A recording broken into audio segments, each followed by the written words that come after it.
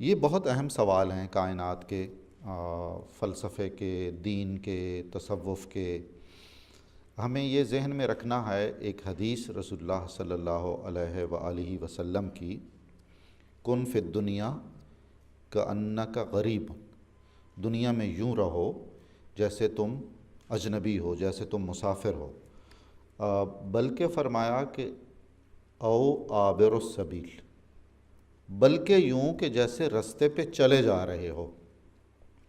مسافر کہیں قیام پذیر بھی ہوتا ہے، کسی بھی منزل پر وہ کچھ وقتی طور پر ہی ٹھکانہ بناتا ہے، لیکن جو رستے پہ چلا جا رہا ہے وہ کہیں بھی ٹھہرتا نہیں ہے، رکتا نہیں ہے، مسلسل۔ یہ ایک پیغام ہے دنیا میں رہنے کا، وہ سلیقہ جو بہت مطلوب اور مقصود ہے مذہبی نقطہ نظر سے، دینی نقطہ نظر سے اور روحانی نقطہ نظر سے۔ دنیا میں ہمیں رہنا ہے، دنیا کے جو ذمہ داریاں ہیں وہ بھی پوری کرنی ہیں، جو فرائض ہیں وہ بھی نبھانے ہیں، لیکن اس کو دل میں نہیں بسانا، اور اس دنیا کے کاموں میں اور ان ذمہ داریوں میں اور ان سارے شکنجوں میں اپنی اصل سے غافل نہیں ہونا ہے، اور اپنی منزل کو کھوٹا نہیں ہونے دینا ہے۔ یہ مقصود ہے۔ ہمیں یہ ذہن میں رکھنا چاہیے کہ جو روحانی سفر پر چلنے والے لوگ ہیں انہیں سالک کہا جاتا ہے۔ سلوک رستہ ہے، دوسرے لفظوں میں سلوک طریقت کا وہ نصاب ہے جس پہ چل کے ہم اپنی ذات کا تصفیہ اور تزکیہ کر سکتے ہیں۔ تو سالک کو اگر ہم منتقل کریں فارسی میں تو وہ راہرو ہو جائے گا، وہ مسافر ہو جائے گا۔ تو مسافر اور راہرو کے الفاظ سالک کے لیے بھی استعمال ہوئے ہیں۔ اگلی بات ہمیں یہ ذہن میں رکھنی چاہیے کہ سفر بہت بڑی علامت ہے۔ سارے مذہبی متون میں، بہت سارے ادب کے شاہکاروں میں سفر کی حکمتیں اور اس کی اہمیت بتائی گئی ہے۔ ایک دنیاوی سفر ہے، ایک روحانی سفر ہے، ایک ذہنی سفر ہے، اور وغیرہ وغیرہ۔ صوفی تھاٹ میں کہا جاتا ہے کہ سفر کی ایک قسم وہ ہے کہ آپ اپنے وطن میں بھی حالت سفر میں ہیں، اپنے گھر میں بھی حالت سفر میں ہیں۔ اس کے لیے انہوں نے ٹرم بنائی ہے سفر در وطن۔ یہ میں اس لیے باتیں کر رہا ہوں کہ آگے جو بحث ہے اس کا لب لباب یہی ہے جو ہمیں پہلے ہمارے ذہن میں ہونا چاہیے۔ یہ وہی ہے کہ آپ ہمیشہ حالت سفر میں ہیں۔ سفر در وطن عمومی طور پر، دنیاوی طور پر ایک بہت مشکل کیفیت ہے۔ ہم اپنا وطن چھوڑ کر، اپنے گھر سے نکل کر کسی اور علاقے میں گئے ہوئے ہوں تو حالت سفر میں ہیں، اور اس پر شرعی طور پر ایک خاص حد جب ہم سفر کی طے کر لیتے ہیں، اور جتنا لمبا ہمارا سفر ہوتا ہے اس کے بدلے میں ہمیں فرض نمازوں میں انہیں تھوڑا پڑھنے کی، انہیں کم کرنے کی، قصر جس کو ہم کہتے ہیں، وہ اجازت ہوتی ہے۔ اور جو ہی وہ سفر اور اس کی وہ نوعیت ختم ہوتی ہے تو وہ نمازیں پوری بحال ہو جاتی ہیں، ہمیں پوری رکعتیں پڑھنی ہوتی ہیں۔ اس نوعیت کی سفر کی جو کیفیت ہے وہ سمجھنا اور سمجھانا ایک دشوار کام ہے کہ آپ اپنے وطن میں حالت سفر میں ہیں، اپنے گھر میں سفر میں ہیں۔ اور اگلا جو بہت مشکل مرحلہ ہے وہ ہے سفر در خویشتن، اپنے آپ میں سفر، اپنی ذات میں سفر۔ ہم پہلے کئی دفعہ ذکر کر چکے ہیں کہ صوفیوں نے پوری کائنات کو جہان اصغر قرار دیا ہے، چھوٹی دنیا، اور ایک انڈیویجول انسان کو جہان اکبر قرار دیا ہے، عظیم کائنات، بڑی کائنات۔ اب بہت بڑا المیہ وہاں جنم لیتا ہے جہاں ہم ظاہری طور پر بہت سارے چھوٹے اور بڑے سفر کرتے رہتے ہیں اور حالت سفر میں رہتے ہیں، اور وہ انگریزی والا سفر بھی کرتے ہیں، لیکن سفر در وطن کا تجربہ بھی نہیں حاصل کر پاتے ہیں، اور سفر در خویشتن والا۔ ہم میں سے کتنے لوگ ہیں جنہیں کبھی یہ احساس ہوا ہوگا کہ ایک چیز ہماری روح ہے، جو ہماری اصلیت ہے، ہماری روح اپنے بدن میں حالت سفر میں ہے۔ ہماری روح کا ہمارے بدن میں ہونا اور اس پر جو کیفیت گزرتی ہے وہ بالکل ایک ایسی کیفیت ہے جو آپ مجھ پر ہم سب پر کسی اور دیس میں جا کر گزرتی ہے، کسی اور جگہ پر رہتے ہوئے، کسی اور ماحول میں رہتے ہوئے گزرتی ہے۔ اب جب اس کا ہمیں ادراک ہو اور اس کا احساس ہو تو ہم صوفیوں کی وہ کیفیت محسوس کر سکتے ہیں، یا ان عارفوں کی، ان فلسفیوں کی، ان اللہ کے عاشقوں کی جو یوں محسوس کرتے ہیں کہ اس ساری کائنات میں وہ ایک اجنبی دیار میں آ گئے ہیں۔ ان کا وطن تو وہ تھا جہاں قرب الہی تھا، جہاں عالم ارواح تھا، جہاں ساری روحیں اکٹھی تھیں، پھر ان میں سے ہر ایک کو الگ الگ کاٹ کاٹ کے اپنے اپنے جسموں کے قید خانوں میں منتقل کر کے دنیا میں بھیج دیا گیا۔ کسی کو 50 سال رہنا ہے، کسی کو 80 سال رہنا ہے، وغیرہ وغیرہ، ہر ایک کا اپنا ایک نصاب طے ہے جس کو ہم نصاب عمر کہتے ہیں۔ یہ سارے کیفیات ہمیں اقبال کے اس جواب میں دکھائی دیتی ہیں۔ میں تھوڑا سا اس پر مزید بھی بات کروں گا۔ اگر چشم کشائی بر دل خویش، درون سینہ بینی منزل خویش۔ اگر تم اپنے دل پر آنکھیں کھولو گے، اپنے دل کا مشاہدہ کرو گے، اپنے دل کو مرکز توجہ بناؤ گے، تو تم اپنے سینے کے اندر ہی اپنی منزل دیکھ لو گے۔ اب اقبال کا جو خودی کا کانسیپٹ ہے اس کو وہ آلریڈی ڈیولپڈ تھا، اقبال نے اسے بہت ہی جدید انداز میں پیش کیا ہے اور کئی طریقوں سے پیش کیا ہے، اور ہر طریقے سے انہوں نے یہ ثابت کرنے کی کوشش کی ہے کہ یہ نقطہ نظر کہ آپ اپنے آپ کو پہچانیں، اپنی بہترین صلاحیتوں کا بھی ادراک کریں، اپنی خامیوں کو بھی پہچانیں، اپنی خامیوں کو مسلسل کم کرتے رہنے کی کوشش کریں اور اپنی خوبیاں بڑھانے کی کوشش کرتے رہیں، ایک مفید سے مفید تر شخص بننے کی کوشش کریں۔ ایک فرد کے طور پر آپ کی جو انفرادی ذمہ داریاں ہیں، جو اجتماعی ذمہ داریاں ہیں، ہر دوسرے فرد کے ساتھ آپ کے کچھ فرائض ہیں اور کچھ حقوق ہیں، وغیرہ وغیرہ، یہ سارا ایک آسان سا نقطہ نظر ہے خودی کا۔ خودی سے آشنا ہو جانے کے بعد ظاہر ہے مجھے اندازہ ہو جانا چاہیے کہ میری کیپیسٹی کیا ہے، میری صلاحیت کیا ہے، اور اگر میں بہت فیئر ہوں گا تو میں اپنی صلاحیت سے زیادہ کچھ چاہوں گا نہیں، اپنے حق سے زیادہ کسی سے کچھ مانگوں گا نہیں، طلب نہیں کروں گا اپنے حق سے زیادہ کی۔ ہماری زندگیوں میں مختلف سطحوں پر بہت سارے مسائل اسی الجھن کی وجہ سے پیدا ہوتے ہیں۔ اگر مجھے اپنے حق سے، اپنی صلاحیت سے بہت زیادہ بھی مل رہا ہے تو پھر بہت کم بھی مل رہا ہے تو پھر میں صبر کروں گا، اور بہت زیادہ اگر مل رہا ہے تو میں شکر گزاری کی کیفیت میں رہوں گا۔ جب تک ہم اس مرحلے پر نہیں پہنچتے ہیں ہم اپنے انر سیلف میں بھی بہت ناآسودہ رہتے ہیں، بہت زیادہ پریشانیوں کا سامنا کرتے ہیں، اور اپنے آس پاس کے ماحول کے لیے بھی ایک تکلیف دہ صورت ہم کریٹ کیے رکھتے ہیں۔ اگر ہماری منزل ہمارے سینے کے اندر ہے تو پھر اس کا مطلب ہے کہ ہم میں سے ہر شخص کو ایک مطمئن اکائی ہونا چاہیے اپنی ذات میں۔ اب ہمیں اگر اس منزل کا پتہ نہیں ہے، اس منزل کی اہمیت کا احساس نہیں ہے، یا ہم یہ ماننے کے لیے ہی تیار نہیں ہیں کہ ہمارے اندر ہماری کوئی منزل ہے، تو پھر تو وہ سارے مسائل پیدا ہوں گے۔ سفر اندر حذر کردن چنین است۔ اب وہ 2 سٹیپس آ گئے جو میں نے آپ کی خدمت میں عرض کیے تھے۔ سفر اندر حذر ہے وطن، سفر اور حذر ایک دوسرے کے الٹ ہیں۔ آپ اپنے گھر میں ہیں، اپنے وطن میں ہیں تو آپ حالت حذر میں ہیں، اور اگر آپ وہاں نہیں ہیں تو پھر آپ محو سفر ہیں۔ سفر اندر حذر کردن چنین است۔ اپنے وطن میں رہ کر جو سفر کرنا ہے وہ اسی طرح ہے، اسی طرح کا سفر ہے، اس منزل کی طرف جو آپ کے دلوں میں، آپ کے سینوں میں موجود ہے، آپ کی ذات، آپ کا مقصد تخلیق، اس کائنات میں آپ کی ذمہ داریاں، اس کائنات میں آپ کا مرتبہ اور مقام۔ اگلا مرحلہ پھر وہ ہے جس کو میں نے پہلے آپ کی خدمت میں عرض کیا تھا کہ سفر در خویشتن، اپنی ذات میں سفر، اپنے اندر سفر۔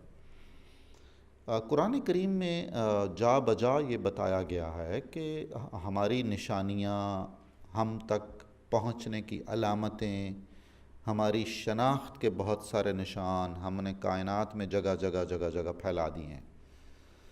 جو فہم اور بصیرت رکھنے والوں کے لیے اور توفیق رکھنے والوں کو ہماری طرف لے آتے ہیں۔ اور پھر اگلے مرحلے پر یہ بھی فرمایا کہ خود تمہارے اندر ایسی بہت ساری آیتیں رکھ دی ہیں ہم نے۔ آیت نشانی ہے، نشانی کوئی نشان منزل ہوتی ہے، نشانی کچھ رستوں کا تعین کرتی ہے، کچھ جہتیں طے کرتی ہے۔ تو سفر از خود بخود کردن ہمین است، اپنے آپ سے اپنے آپ کی طرف سفر یہی کچھ ہے۔ ہماری ایک منفی انا ہے اور ایک ہمارا بہت مثبت وجود ہے۔ نفسیاتی نقطہ نظر سے کہہ لیں تو وہ ساری چیزیں جو ہماری خامیاں ہیں اور خرابیاں ہیں اور بہت سارے پنچنگ پوائنٹ ہیں، ان کو ہم نے وداع کرنا ہے، ان سے ترک تعلق کرنا ہے، ان سے دوری اختیار کرنی ہے۔ اور یہ سارا سلسلہ ہمارے ذہن میں اور ہمارے دل میں اور ہماری ذات میں اور ہمارے انر سیلف میں ہوتا رہتا ہے، ہوتے رہنا چاہیے۔ اگر مجھے کسی اپنی خرابی یا کمی کا یا خامی کا احساس ہوتا ہے تو یہ ایک آیت ہے، یہ ایک نشانی ہے۔ ہم سب کے دلوں میں ضمیر ایک آیت ہے، اور اگر ضمیر زندہ ہے، اب دیکھیے نا، نفس کے جتنے مدارج بیان کیے گئے قرآن کریم میں اور احادیث میں، جو ظاہراً تو نفس لوامہ، نفس امارہ ہے، پھر نفس لوامہ ہے، اور اس کے بعد نفس مطمئنہ ہے۔ اگر ہم غزالی کو پڑھیں اور کچھ اور صوفیوں کو اور اسلامی مفکروں کی تحریروں کو پڑھیں تو انہوں نے ان میں سے ہر ایک کی آگے سے 3 4 قسمیں بیان کر رکھی ہیں۔ ہمارے اندر اور ہماری ذات میں اور ہماری شخصیتوں میں سفر کے یہ تمام مدارج وہ منزلیں ہیں جو ایکچولی اور فیکچولی ہم حالت سفر میں، اتنا سفر ہو گیا، آدھا سفر ہو گیا، اب بالکل قریب ہے اور اب منزل دکھائی دے رہی ہے، ایگزیکٹلی بالکل اسی طرح ہے۔ تو وہ جو قباحتیں ہیں ہماری، جن کو ہم اپنے انر سیلف میں بھی شاید ان کی ریئلائزیشن میں بھی بہت حجاب محسوس کرتے ہوں، شرمندگی محسوس کرتے ہوں، ان کو آہستہ آہستہ چھوڑنا اور ان سے دور ہونا، اور اس کے الٹ جو اچھائی ہے، جو روشنی ہے، جو نور ہے، جو مسرت ہے، جو راحت ہے، جو طمانینت قلب ہے، اس کی طرف محو سفر ہونا، وہ سفر ہے جو ہم اپنی ذات میں انجام دیتے ہیں۔ تو اقبال اور شیخ شبستری کا یہ کہنا ہے کہ آپ کسی بھی آتے جاتے کو، مختلف وسیلوں کے ذریعے، ٹرین کا سفر کرنے والے کو اور بسوں کا سفر کرنے والے کو، پیدل سفر کرنے والے کو، ہوائی جہاز کا سفر کرنے، کسی بھی ذریعے سفر استعمال کر کے سفر کرنے والوں کو بھی مسافر کہیں گے۔ وہ مسافر ظاہری ہیں، وہ ان اگلے مدارج کے سفر میں معلوم نہیں شریک ہیں یا نہیں۔ تو اصل سفر اور اصل مسافر اور اصل سالک وہ ہے جو اپنے وطن میں بھی سفر کر رہا ہے اور اپنی ذات کے اندر بھی سفر کر رہا ہے۔ اپنے وطن میں سفر اور اپنی ذات میں سفر کا آغاز ہو نہیں سکتا ہے تفکر کے بغیر، سوچنے کے بغیر، تجزیے کے بغیر۔ اگر ہم نے اپنی خواہشوں کا، اپنے سب کچھ کا، دماغ کا، اپنے علمی پس منظر کا، اپنی پرائرٹیز کا کوئی انالیسز ہی نہیں کر رکھا ہوا تو ظاہر ہے ہمیں اس سفر میں دشواری ہوگی۔ ان کے خیال میں مسافر حقیقی یا سچا راہ رو یا سچا سالک وہ ہے جو سفر کی ان تمام اقسام سے گزرا ہوا ہے۔ آپ نے شاید سنا ہوگا بہت سارے ایسے صوفیوں کا واقعہ کہ ان سے ان کی عمر پوچھی گئی تو فرض کریں وہ میری عمر کے تھے تو انہوں نے کہا کہ میری عمر ہے جی 4 سال۔ تو بڑی تعجب کی بات ہوئی، تو اس کی وضاحت انہوں نے یہ کی کہ جسمانی عمر تو اتنی ہے 50 سال، 55 سال، 60 سال جو بھی ہے، تو اصلی عمر 3 4 سال ہے۔ جب میں اپنے شعور کو پہنچا، یا جب میں نے احساس کیا کہ میرے کچھ مسائل ہیں، میری کچھ ذمہ داریاں ہیں، مجھ میں یہ چیزیں نہیں ہونی چاہیے، مجھ میں یہ چیزیں ہونی چاہیے۔ ایک صوفی کے بارے میں ہے تو انہوں نے کہا کہ میں نے اپنے پیر سے، اپنے مرشد سے، اپنے رہنما سے جو معاہدہ روحانی کیا تھا وہ 5 سال پہلے کیا تھا، تو میں تو 5 سال کا ہوں، اس لیے کہ میں ان لمحات کو، ان برسوں کو اپنی زندگی میں شمار نہیں کرتا ہوں جو میرے لیے بہت اچھی زندگی نہیں ہے۔ یہ دو اصطلاحیں، سفر در وطن اور سفر در خویشتن۔ اب آپ دیکھیے کہ نبی صلی اللہ علیہ وسلم کی جو وہ حدیث میں نے آپ کی خدمت میں پیش کی ہے، اس پر کیسے عمل ہو سکتا ہے؟ کیونکہ ہم تو گھروں میں بھی رہتے ہیں اور کافی عرصہ رہتے ہیں، بہت سارے لوگ ہوتے ہیں جو ظاہری طور پر بہت زیادہ سفر نہیں کرتے۔ خود اقبال ایسے لوگوں میں سے تھے جو آخری کئی برسوں میں وہ سفر سے بہت گھبراتے تھے۔ اچھا، اب ہم بالکل اچھی طرح سے یہ بھی جانتے ہیں کہ نبی صلی اللہ علیہ وآلہ وسلم کی جو بھی حکم ہے، آپ کا جو بھی حدیث ہے، جو مستند ہے، اس میں بڑی حکمتیں ہیں اور اس میں بڑی مصلحتیں ہیں، اور وہ رسول اللہ صلی اللہ علیہ وسلم کی زبان سے اللہ کا پیغام ہے ہمارے لیے، اور ہمارے لیے فوز و فلاح کا منشور ہے وہ۔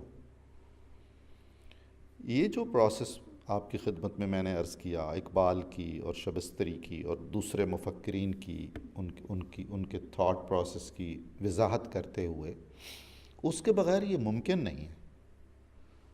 اللہ کو یا اللہ کے رسول کو ہمارے ہر وقت ظاہری سفر سے کیا لینا ہے؟ کیا اس کی یہ تشریح ہوگی کہ آپ کبھی اپنے گھر میں نہ رہیں؟ ظاہر ہے وہ ایک بڑی عجیب و غریب سی تشریح ہے، کوئی نادرست تشریح ہوگی۔ ہمیں ہر وقت منفیت سے مثبت چیزوں کی طرف، خرابی سے اصلاح کی طرف، پریشانی سے اطمینان اور سکون کی طرف، شر سے خیر کی طرف سفر جاری رکھنا ہے اور رکھنا چاہیے، اپنے دل میں، اپنے دماغ میں، اپنی زندگی کے ہر مرحلے میں۔ اس کے بعد انہوں نے، اقبال نے یہ بتایا ہے، کسی انجا نداند ما کھجائیں، یہاں کوئی نہیں جانتا ہے کہ ہم کہاں ہیں، سفر میں ہم کس مقام پر ہیں ہمیں نہیں معلوم ہے، کہ در چشم مہو اختر نہ آئیں، البتہ ہم وہاں ہیں جہاں چاند اور ستارے بھی ہمیں دیکھ نہیں سکتے۔ اتنا برتر مقام ہے اس سفر کا۔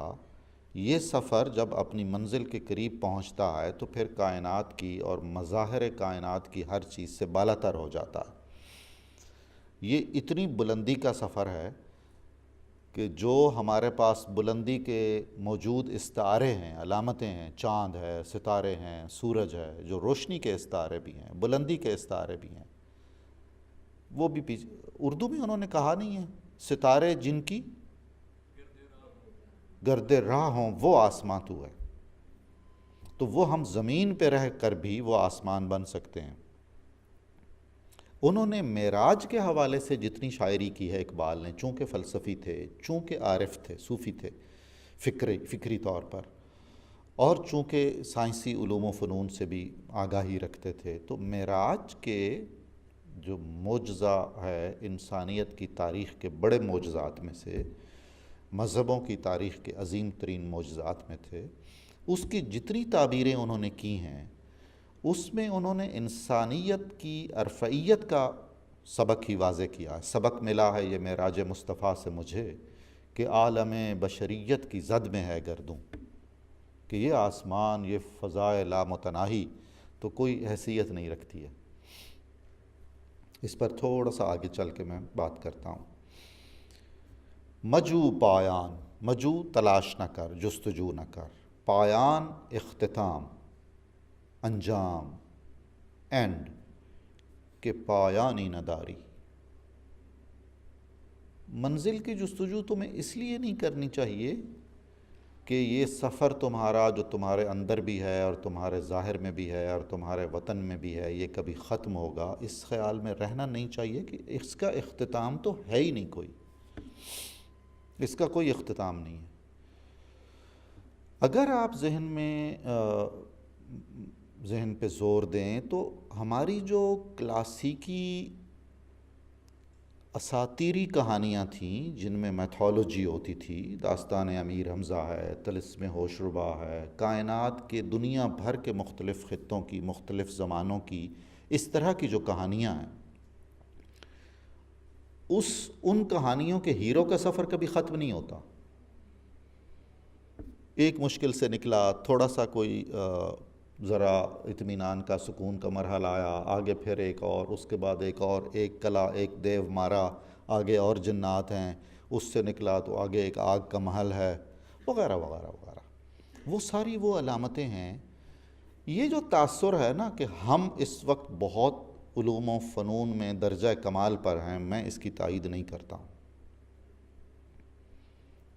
میں یہ سمجھتا ہوں کہ ہمارے پرانے لوگ جس علوم و فنون میں جس درجے پہ پہنچے تھے، ان کی علامتیں ہمارے سامنے کچھ موجود ہیں مختلف شکلوں میں، جن سے یہ پتہ چلتا ہے کہ وہ بھی اپنے اپنے عہد میں بہت بے مثال سطح پر تھے علم اور فن کی۔ اب اتنا زمانہ گزر گیا کہ ہم ثابت نہیں کر سکتے ہیں یا وہ ٹریس نہیں کر سکتے ہیں ان کی ساری میتھڈالوجی اور وہ پروسیس جو ان کے علم اور فضل کا تھا۔ مثال کے طور پہ میں تو بہت حیران اور پریشان ہوتا ہوں، احرام مصر تو بہت بڑی بات ہے، احرام مصر کیسے بنے اس سلسلے میں ٹامک ٹوئیاں اب تک ہم نے ماری ہیں، سارے ہمارے سائنسدانوں نے، سارے آرکیالوجی کے ماہرین نے، اور اس میں بے شمار نقطہ نظر ہیں۔ ہم یقین سے نہیں کہہ سکتے ہیں کہ ایگزیکٹلی یہ طریقہ تھا جس کے تحت احرام مصر بنے۔ احرام مصر کی جو بھول بھلیاں ہیں، آئے روز نئے تابوت دریافت ہو جاتے ہیں، ان کا جو بھی میکانزم ہے، اس میں کیا کیا ہے، کیا کیا مسٹریز ہیں، ہم ابھی تک اس کو پوری طرح ایکسپلور نہیں کر سکے، اس کو بہت ریزالو نہیں کر سکے ابھی تک۔ اور یہ 3 سے 4 ہزار سال پرانی ہے۔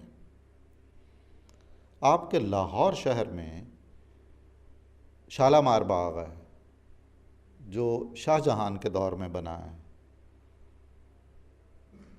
اس میں جو فوارے ہیں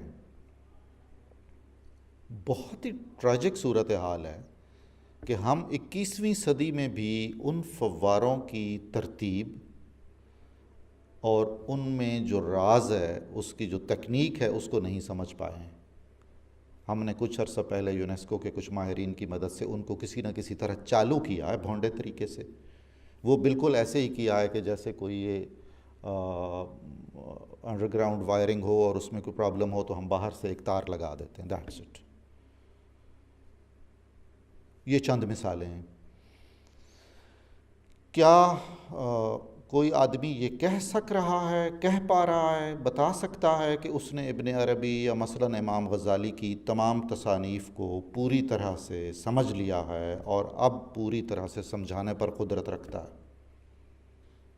مثال کے طور پر میں عرض کر رہا ہوں، یقیناً ہم بھی اپنے عہد میں، ہمارے پاس بے شمار سکلز ہیں، بہت ساری ٹیکنالوجی ہے، بہت سائنس نے ترقی کی ہے، مگر ہم یہ ثابت نہیں کر سکتے ہیں کہ ماضی قدیم میں، فرض کریں کہ جی احرام مصر کے دور میں، فرعونوں کی تہذیب میں سائنس کا اور ٹیکنالوجی کا کیا عالم تھا۔ ٹیکنالوجی کی ایک مثال تو موجود ہے احرام مصر، غالباً ہم شاید نہیں بنا سکیں گے احرام مصر اب، یا اس وضع کی، اس نوعیت کی کوئی عمارت۔ اب ہماری ظاہر ہے انسانیت کا، اور انسانیت کے ساتھ ساتھ اس کے علوم و فنون کا سفر بھی تو جاری ہے نا، ارتقاء کی منازل ہیں۔ میں عرض یہ کر رہا تھا کہ وہ جو کہانیاں ہیں، میرا خیال ہے کہ زندگی کی حقیقتوں کا بہترین ادراک ان لوگوں کو حاصل تھا۔ ان کے مقابلے میں ہمارے اندر اور ہمارے دل میں اور ہمارے دماغ میں شاید اتنی وسعت بھی نہیں ہے، اتنا حوصلہ بھی نہیں ہے، اور زندگی کی حقیقتوں کا سامنا کرنے کی بھی ان جیسی سکت ہمارے ہاں نہیں ہے۔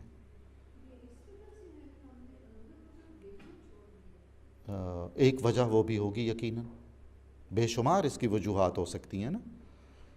مثال کے طور پر اس عہد میں کرۂ ارض پر جتنا شور ہے اور جتنی پولوشن ہے اور اس کی جتنی اقسام ہیں، شاید روئے زمین پر اس سے پہلے اتنی نہیں تھی۔ تو کیا ہم سمجھتے ہیں کہ اس کا ہمیں کچھ دینا نہیں پڑے گا، اس کا کوئی جرمانہ ہم نے ادا نہیں کرنا ہے؟ ہم نے اب دیکھیے، فارسی کے ایک شاعر کا بہت ہی خوبصورت شعر ہے، اس کا کہنا ہے کہ بدنامی حیات زندگی کی تہمت، 2 روزی نہ بود بیش. 2 دن سے زیادہ کی تہمت نہیں تھی، 2 دن کی زندگی ملی ہمیں. آن ہم کلیم بات و بگویم چه سان گذشت. وہ بھی میں اے کلیم تو میں بتاتا ہوں کہ وہ کس طرح گزر گئی 2 دن کی زندگی. یک روز صرف بستن دل شد بے این و آن. ایک دن تو گزر گیا اس سے دل لگانے میں.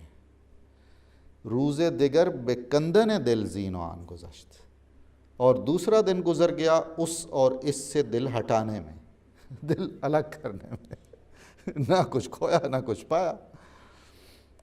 مجموعی طور پر ہماری ساری زندگیوں کا، وہ ہماری جذباتی، احساساتی، کسی بھی سطح کی زندگیاں ہوں، اس کا حاصل تقریباً یہی ہوتا ہے. ہم نے اپنی سہولت کے لیے بہت زیادہ ایجادات کی ہیں، اور اب ہم ہی اس نتیجے پر پہنچے ہیں کہ کاش یہ ایجادات ہم نے نہ کی ہوتی. ہمیں معلوم ہونا چاہیے کہ پیٹرول کے متبادل اب بہت شدت سے کوئی تلاش کیا جا رہا ہے. اب جو تلاش ہوگا پھر ہم چند صدیوں بعد شاید اس کو بھی سمجھیں گے کہ یہ بھی مسئلہ ہے. بہت سنجیدگی سے ریسرچ کی جا رہی ہے کہ ہم یہ جو ایئر کنڈیشنر جو ہیں، اے سی ہیں، ان سے کس طرح جان چھڑوا سکتے ہیں، کیونکہ ان کی وجہ سے یہ ہر عمل کا ایک رد عمل ہوتا ہے. مطلب انسان نے ہمیشہ فطرت کی جو ایک اس کا کچا پن ہے اور اس کی سادگی ہے، اپنی سہولت کے لیے اس میں مداخلتیں کی ہیں، اور ہر سطح پر ہر مداخلت کا کچھ نہ کچھ نتیجہ اس نے بھگتا ہے. اب بعض مداخلتیں اتنی شدید ہیں کہ ان کا ریاکشن ہی اتنا شدید ہے. مطلب میں تو سمجھتا ہوں کہ اس عہد میں، خصوصاً بڑے شہروں میں، شاید یہ ادراک کرنا ہی بڑا مشکل ہو کہ حسن فطرت کیا چیز ہوتی ہے، مناظر فطرت کیا ہوتے ہیں، صبح شام کا کیا حسن ہے. اس کے بعد آپ دیکھیے کہ زندگی میں اطمینان اور سکون سب سے اہم ہے، اور اطمینان اور سکون تک پہنچنے کے لیے ہماری ساری زندگی بے اطمینانی اور بے سکونی میں گزرتی ہے. اب حالت بے اطمینانی میں، حالت بے سکونی میں ہم خود پر، کائنات پر، خدا پر، ممکنہ طور پر روز جزا پر کہاں کچھ غور و فکر کر سکنے کے قابل ہیں. کچھ ضرورتیں ہمارے جسم کی ہیں، کچھ ضرورتیں ہمارے دماغ کی ہیں، کیا کچھ ضرورتیں ہماری روح کی نہیں ہیں؟ تو دماغ کی ضرورتوں کے لیے اور روح کی ضرورتوں کے لیے ہم نے اپنے پاس گنجائش کم چھوڑی ہے. غالباً ہمیں یہ تاثر بھی دیا گیا دور جدید نے، یا کسی بھی طریقے سے غلط یا صحیح طریقے پر ہم نے یہ تاثر قائم کر لیا کہ ہمارا بدن ہی حرف آخر ہے. حالانکہ ہمارا بدن خود ہمیں ہر روز بتاتا ہے کہ بھئی میں بہت ہی بے اعتبار ہوں، میں ایسا گھوڑا ہوں، مجھ پر شرط نہ لگائیے گا، میں تو کبھی بیمار ہو جاؤں گا، کبھی زوال پذیر ہو جاؤں گا، کبھی کچھ ہو جائے گا. اس بدن کے ساتھ کچھ اور بھی ہیں چیزیں جو بدن سے شاید بہتر ان کی پرفارمنس ہے، یا کم از کم ان کی زندگی یا ان کا وجود بدن کے مقابلے میں دیر پا. آپ اندازہ کر لیجئے نا، دور جدید کے انسان کے المیوں میں سے ایک بہت بڑا المیہ یہ ہے کہ اس کی 80-90% توانائی ضروریات بدن کی تکمیل میں صرف ہوتی ہے. یہ ہرگز انکار نہیں ہے بدن کی اہمیت کا. بدن بہت غیر معمولی چیز ہے. اگر روح اصلیت ہے تو اس اصلیت کا لباس ہے بدن. بلکہ اگر ہمیں کوئی اسائنمنٹ ملی ہوئی ہے تو اس اسائنمنٹ کے لیے ہمیں جو نصاب دیا گیا ہے، اس نصاب کی سب سے اہم کتاب بدن ہے. اس میں کوئی شک اور شبہ نہیں ہے. تو یہ ہمیں ضرور ذہن میں رکھنا چاہیے۔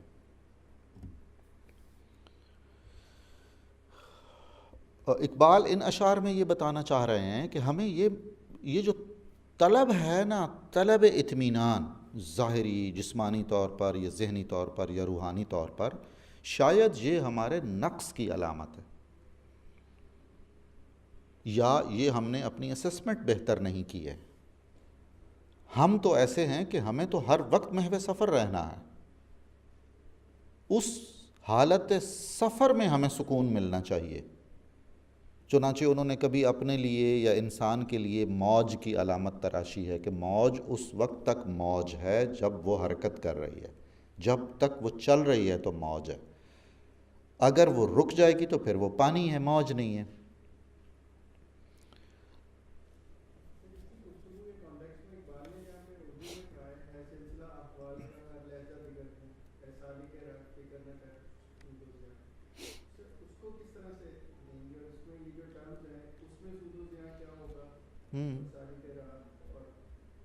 جی ہاں، اقبال کے اس شعر میں جو انہوں نے بیان کیا ہے اور مجموعی طور پر ان کی ساری فکر میں، سود اور زیاں بہت متعین ہے۔ ہر وہ چیز جو مادی طور پر ہمارے لیے سود ہے، منافع ہے، فائدہ ہے، وہ روحانی طور پر امکانی حد تک ہمارے لیے زیاں ہے، ممکن ہے وہ ہمارے لیے زیاں ہو۔ تو سود و زیاں کا نفع نقصان کا تعین بھی تو ایک کسی خاص نقطہ نظر کے تحت کیا جائے گا نا، اور یہی سارے مذاہب کی بھی جو الہامی مذاہب ہیں ان کی تلقین ہے، سارے مفکرین کی، روحانی لوگوں کی۔ دوسرا مسئلہ، فرض کر لیجئے جب ہم حالت سفر میں ہیں اور اپنی پوری کوشش کر رہے ہیں ٹھیک طرح سے، اور ہم یہ محسوس کر رہے ہوں کہ اگر ہم حالت سفر میں ہیں تو ہم اپنی اسائنمنٹ مکمل کر رہے ہیں، ہم ٹھہرے ہوئے نہیں ہیں، ٹھہرا ہوا پانی بھی ناپاک ہو جاتا، تو یہ سود و زیاں کے چکر سے نکالنے کے لیے ہمیں یہ کافی ہے کہ بھئی مجھے جس کے لیے بنایا گیا ہے، جو میرا مقصد تخلیق ہے، میں اس پر حتی الامکان گامزن ہوں۔ اس سلسلے میں کچھ مسائل بھی آئیں گے۔ اب آپ دیکھ لیجئے کہ مذہبی نقطہ نظر سے بہت سارے کام ہماری تاریخ میں، ماضی میں، حال میں بہت سارے معاملات ایسے ہم دیکھتے ہیں۔ ایک بات آپ سنتے ہوں کہ اکثر، جی اب زمانہ بدل گیا، وہ زمانہ نہیں ہے۔ یہ جو زمانہ بدل گیا ہے، اب وہ زمانہ نہیں ہے، اس کا مطلب ہے کہ اب ہم نے اپنے سود و زیاں کا ایک الگ معیار وضع کر لیا ہے، یہ چیزیں پرانی ہو گئیں۔ مجھے اب زندگی میں ظاہری کامیابی چاہیے، اپنے ایک سماجی دائرے میں ایک نیک نامی چاہیے، وہ جتنی بھی جعلی اور مصنوعی ہو اور جتنی بھی مختصر ہو، مجھے اس سے لینا دینا نہیں ہے، اور یہ میرے لیے کامیابی کا اگر پیمانہ ہے تو انتہائی محدود پیمانہ ہے۔ اس کی بنیاد پر میں ہر اچھی قدر کو اپنے لیے زیاں سمجھوں گا۔ تو اقبال جب سود اور زیاں کہتے ہیں تو ان کے ہاں سود وہی منفعت ہے، وہی فائدہ ہے، وہی بہتری ہے جو انسانیت کے لیے از روئے دین، از روئے اخلاق، از روئے روایت بہتری ہے، اور ان سے انحراف، اس طرح کی بات میں ایسی کوئی کنفیوژن بھی نہیں ہونی چاہیے کہ اقبال یا اقبال جیسے دوسرے لوگ زندگی کی کامیابیاں نہیں چاہتے ہیں، یا دوسروں کو وہ درس دینا چاہتے ہیں کہ آپ ترک دنیا کر لیں۔ ترک دنیا تو مقصود اور مطلوب ہی نہیں ہے، ترک دنیا تو نہایت ناپسندیدہ۔ ترک دنیا صرف، اصل ترک دنیا یہ ہے کہ دنیا میں رہ کر حالت سفر میں رہیں۔ خواجہ نظام الدین اولیاء سے ان کے سب سے چہیتے خلیفہ نے امیر خسرو کے ذریعے یہ کہلوایا کہ از راہ کرم مجھے اجازت دیجئے کہ میں جنگلوں بیابانوں میں چلا جاؤں۔ ان کا نام تھا نصیر الدین چراغ دہلوی، اور وہاں اللہ کو یاد کروں اور اپنے ذوق اور لطف کے مطابق رہوں۔ تو امیر خسرو جو سفارش کرتے تھے وہ مان لی جاتی تھی، یہ سفارش نہیں مانی گئی۔ امیر خسرو کو جواب دیا گیا کہ اس کو بتاؤ کہ تم نے شہر میں رہنا ہے، لوگوں میں اٹھنا بیٹھنا ہے، لوگوں کے تمام رویے وہ اچھے ہوں یا برے ہوں، جس طرح ایک عام انسان برداشت کرتا ہے وہ برداشت کرنے ہیں، اور ہاں اس کے ساتھ وہ بھی کرنا ہے جو تم الگ تھلگ رہ کے کرنا چاہ رہے تھے۔ یہ ہے ترک دنیا۔ نبی صلی اللہ علیہ وسلم نے کون سی ترک دنیا کی؟ ہرگز نہیں کی۔ آپ کے ماننے والے، آپ کے تربیت یافتگان میں سے کسی نے ترک دنیا نہیں کی۔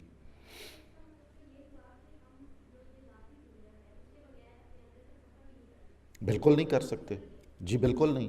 اگر یہ ممکن ہوتا تو اللہ تعالیٰ ہمیں ظاہری دنیا میں نہ بھیجتا، کوئی اور انتظام فرماتا ہمارے پروسیس کے لیے۔ یہ وہ امتحان گاہ ہے، یہ وہ مزرعہ آخرت ہے جس کے بغیر ہمارا جو نصاب ہے اس کی تکمیل نہیں ہوتی۔ تو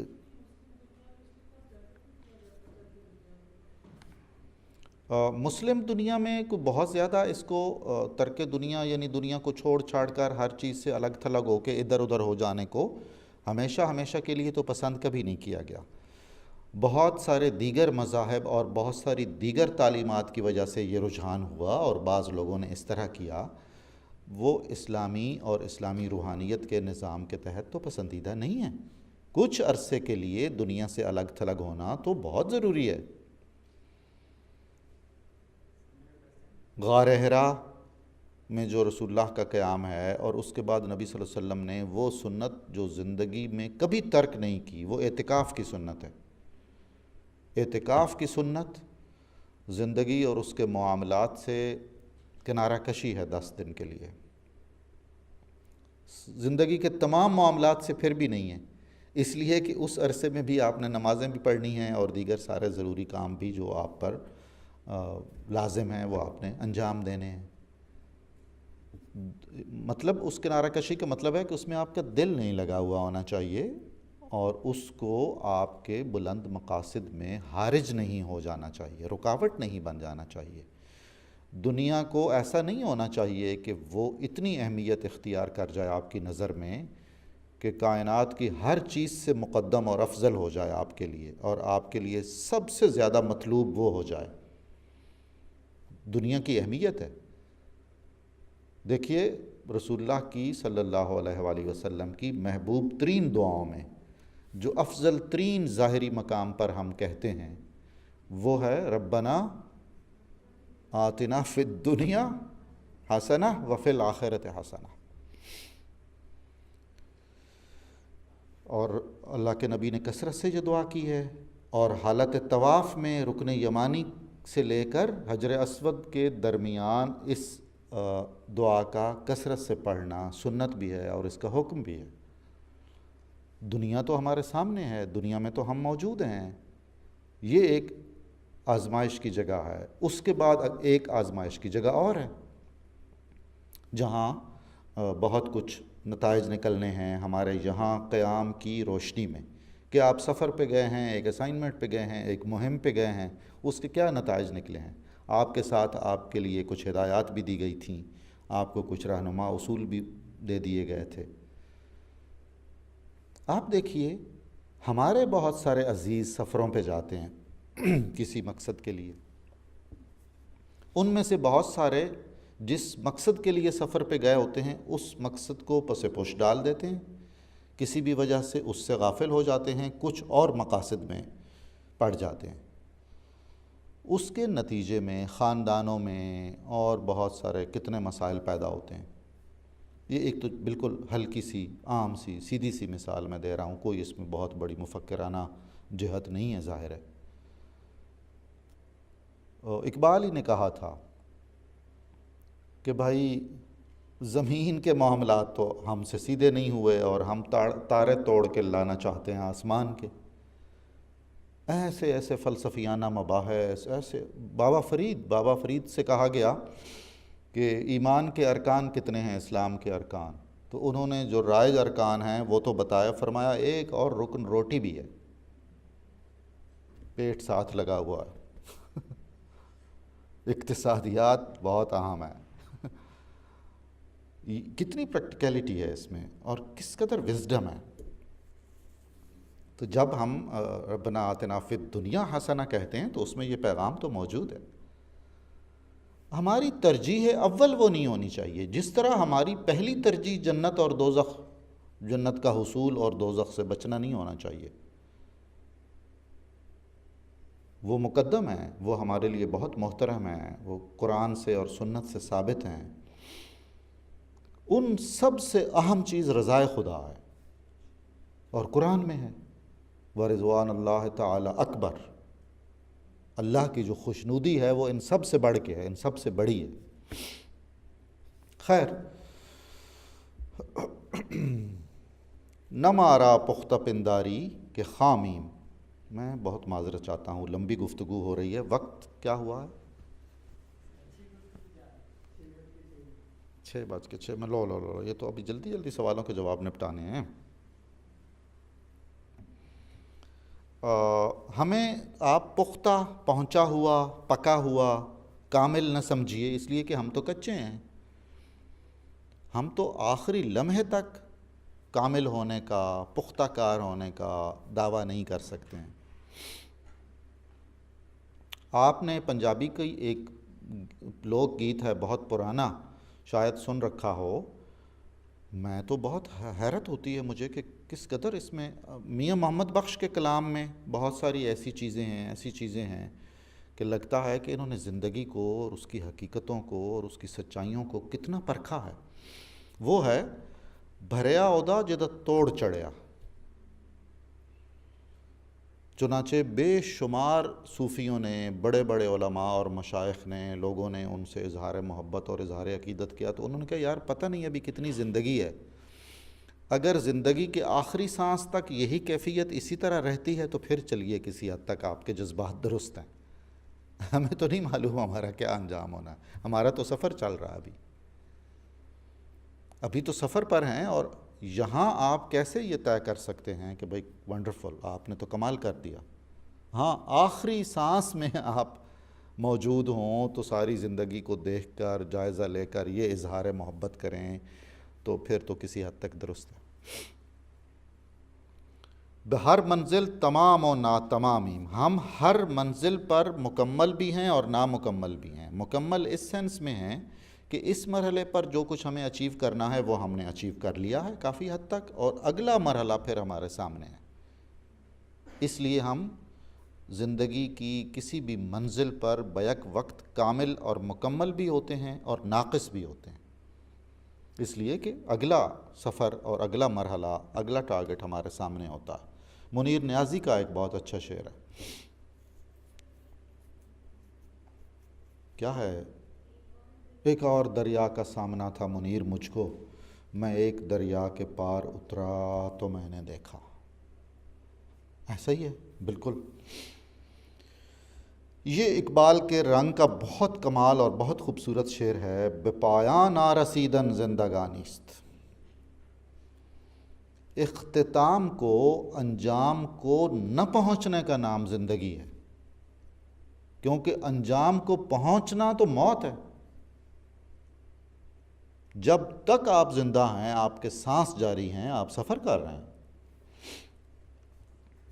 سفر مارا حیات جاودانی، سفر ہی ہماری دائمی زندگی ہے، ہمارے لیے سفر ہی زندگی ہے۔ آگے وہ کہہ رہے ہیں کہ مچھلی سے لے کر چاند تک، یعنی زمین سے لے کے آسمان تک ہم سفر کرتے ہیں، یہ سارا ہمارا کھیل کود کا میدان ہے۔ ٹائم اینڈ سپیس ہمارے راستے کی گرد ہیں، مکان و ہم زمان گرد رہے ماں۔ عظمت انسان کا اور خودی کا تصور جو اقبال کا اور صوفیاء کا بڑا محبوب اور پسندیدہ موضوع ہے، اس کی طرف یہ اشارہ ہے۔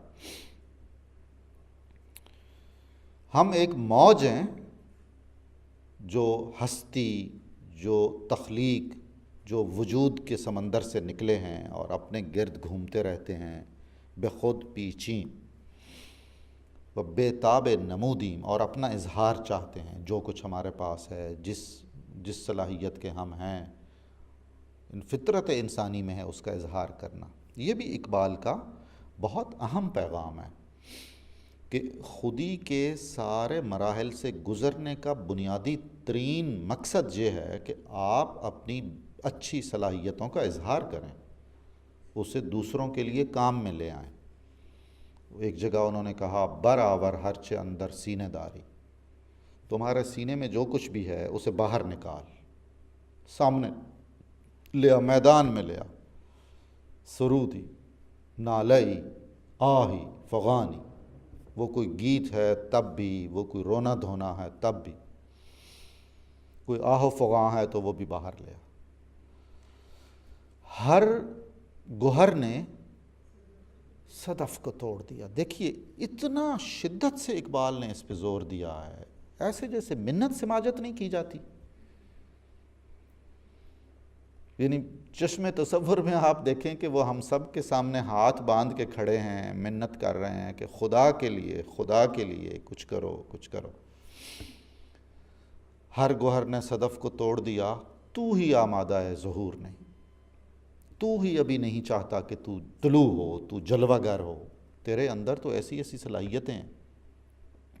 آپ دیکھ لیجئے کائنات میں انسانیت کے لیے مفید ترین لوگوں کی اگر آپ فہرست بنائیں تو بسا اوقات حیرت ہوتی ہے۔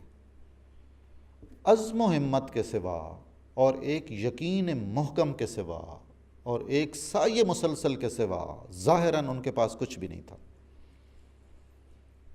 بہت سوں کے پاس ان کے تو مالی حالات اچھے نہیں تھے، بے شمار ایسے نامور ترین لوگ ہیں، کیا مشرق میں اور کیا مغرب میں، ان کے پاس تعلیم نہیں تھی، خلوص تھا، اور وہ باقی چیزیں جو میں نے گنوائی ہیں، ایک پیشن۔ تو آج ہم وہ کسی بھی مسلک سے، کسی بھی مذہب سے تعلق رکھتے ہیں، کہیں کی بھی ان کی نیشنلٹی ہے، ہم بحیثیت انسان ان کا نام سنتے ہیں تو ہمارے دل و دماغ میں ان کی ایک عزت اور ایک وقت ہوتی ہے۔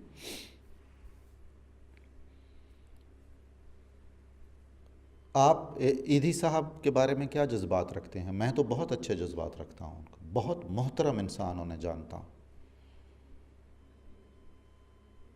بہت قابل احترام ہے میرے لیے۔ میں نے ایک دفعہ مال روڈ پہ دیکھا اور وہ کئی لائنیں لگی ہوئی تھیں ٹریفک کی، تو بڑی مشکل سے مجھے جہاں کہیں بھی جانا تھا میں اتر گیا اور بڑی مشکل سے میں جا کر ان سے ملا، تو انہوں نے کہا کہ یہیں میرے ساتھ کھڑے ہو جاؤ۔ وہ کئی ہم اور دوست ساتھی بھی تھے تو وہ ہم ان کے ساتھ، وہ کسی بچے کے لیے پیسے اکٹھے کر رہے تھے، اسے خون کا کینسر تھا۔ اب ایدھی صاحب کا عالم نہ ہونا ان کی عزت میں کوئی فرق نہیں ڈال رہا ہے۔ ایدھی صاحب کا کسی غیر معمولی عزت والے خاندان اور بڑے خاندان سے ہونا کوئی ان کی شان میں کمی نہیں واقع ہو رہی ہے۔ انہوں نے جو کیا اپنے وسائل کے مطابق، بہت سارے نشیب و فراز سے بھی گزرے، کئی مسائل کا بھی انہوں نے سامنا کیا۔ مجموعی طور پر آپ دیکھ رہے ہیں کہ ہم میں سے اکثریت جب ایدھی کا نام آتا ہے تو ہم احترام کرتے ہیں ان کا۔ اس وقت پاکستان میں بہت یہ رجحان ہے، بہت سارے لوگ خدمت خلق اور خدمت انسانیت کرتے ہیں اور کر رہے ہیں اپنی اپنی حیثیت میں۔ خود اقبال سوسائٹی والے یہ 4 5 7 نوجوان ہیں، بنیادی طور پر جو اپنی اپنی نوکریاں کرتے ہیں، اپنے اپنے کام کرتے ہیں، اور جب بھی جہاں کہیں چھٹی وٹی ہوتی ہے ایک اہتمام کر کے ہم اکٹھا کر لیتے ہیں۔ ٹھیک ہے، اس جیسا اور کیا ہو سکتا۔ اب یہ اتنا اگر نہ کریں کہ جی یہ تو ہم یوں کریں گے جب ایک بہت بڑی اسٹیبلشمنٹ ہمارے پاس ہوگی، بہت زیادہ ہمارے پاس فنڈنگ ہوگی، بجٹ ہوگا، تو پھر انشاءاللہ العزیز ہم کچھ کریں گے، تو ایسے میں تو کچھ نہیں ہوگا۔ میں آپ سے عرض کروں کہ جو مجھے بہت زیادہ پسند ہیں بعض چیزیں، ان میں سے ایک واقعہ میں مختصر سا عرض کر کے آگے بڑھوں گا۔ فارسی کے ایک ایران کے عظیم صوفی ہیں، ان کا نام ہے شیخ ابو سعید ابو الخیر۔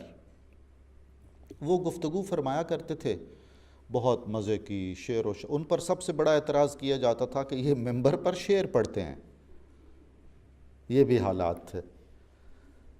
تو بہت دور سے مخلوق خدا آتی تھی ان کی باتیں سننے کے لیے، اور وہ بہت پرکشش شخصیت ان کی تھی اور بہت ہی اچھا ان کا انداز تھا۔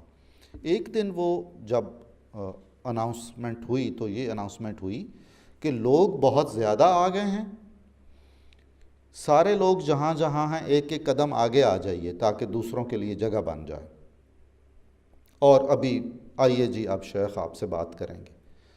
تو شیخ نے ممبر پر آ کر کہا بسم اللہ الرحمن الرحیم، آج کی جو میری گفتگو تھی وہ ہو چکی، آپ سن چکے، سارے مذہبوں کا، سارے اخلاقیات کا، ساری انسانیت کا پیغام یہ ہے جو جہاں جہاں ہے وہاں وہاں سے ایک قدم آگے آ جائے۔ ایک قدم آگے آنا ہی تو مذہب اور انسانیت ہے۔ تو انہوں نے کہا، اس اناؤنسمنٹ کرنے والے نے میری تقریر تو کر دی آپ کے سامنے، اور وصلہ دعا کرو بھائی سارے، خدا حافظ۔ اور لوگ، ان کی چیخیں نکل گئیں اس قدر اثر ہوا ان کی محض اس ایک بات کا۔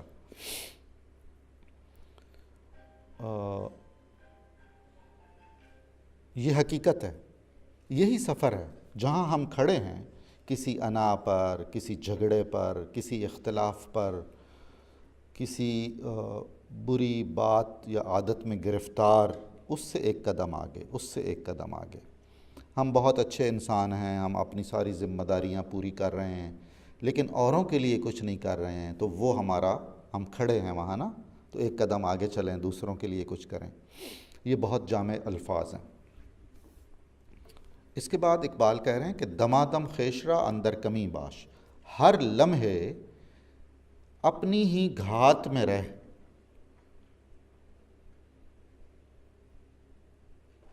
اپنے خلاف گھات لگا کے ہر لمحے خود کو دیکھتا رہ، گریزاں از گماں سوئے یقین باش۔ یہ جو شک ہیں، وسوسے ہیں، گمان ہیں، ان سے بچ کے رہو اور یقین کی طرف، ایمان کی طرف، پختگی کی طرف مائل ہو کے رہو۔ یہ اپنے خلاف گھات لگا کر بیٹھنے کا کیا مطلب ہے؟ اپنا محاسبہ، بالکل بالکل اپنا محاسبہ۔ اقبال کو فارسی کے ایک شاعر عرفی شیرازی بہت پسند تھے، مغل دور کے ہیں، لاہور میں مرے تھے وہ، لاہور میں ان کی ڈیتھ ہوئی تھی۔ He was under 40۔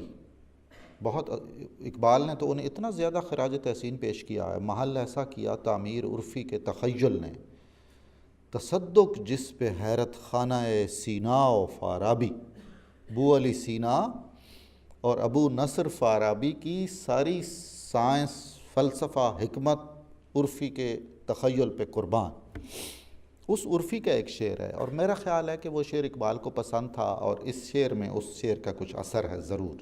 وہ شعر ہے، خواہی کہ عیب ہائے تو روشن شود ترا، اگر تم چاہتے ہو کہ تمہاری خامیاں، تمہارے عیوب، تمہارے نقائص تم پر کھل کر سامنے آ جائیں، یک دم منافقانہ نشیں در کمین خویش۔ ایک بار منافقوں کی طرح جو تمہارے دوست ہوتے ہیں اور تمہارے عیب تلاش کرتے ہیں، اس طرح اپنے خلاف گھات لگا کر بیٹھو جیسے منافق گھات لگاتے ہیں۔ یہ ایگزیکٹلی وہی محاسبہ ہے،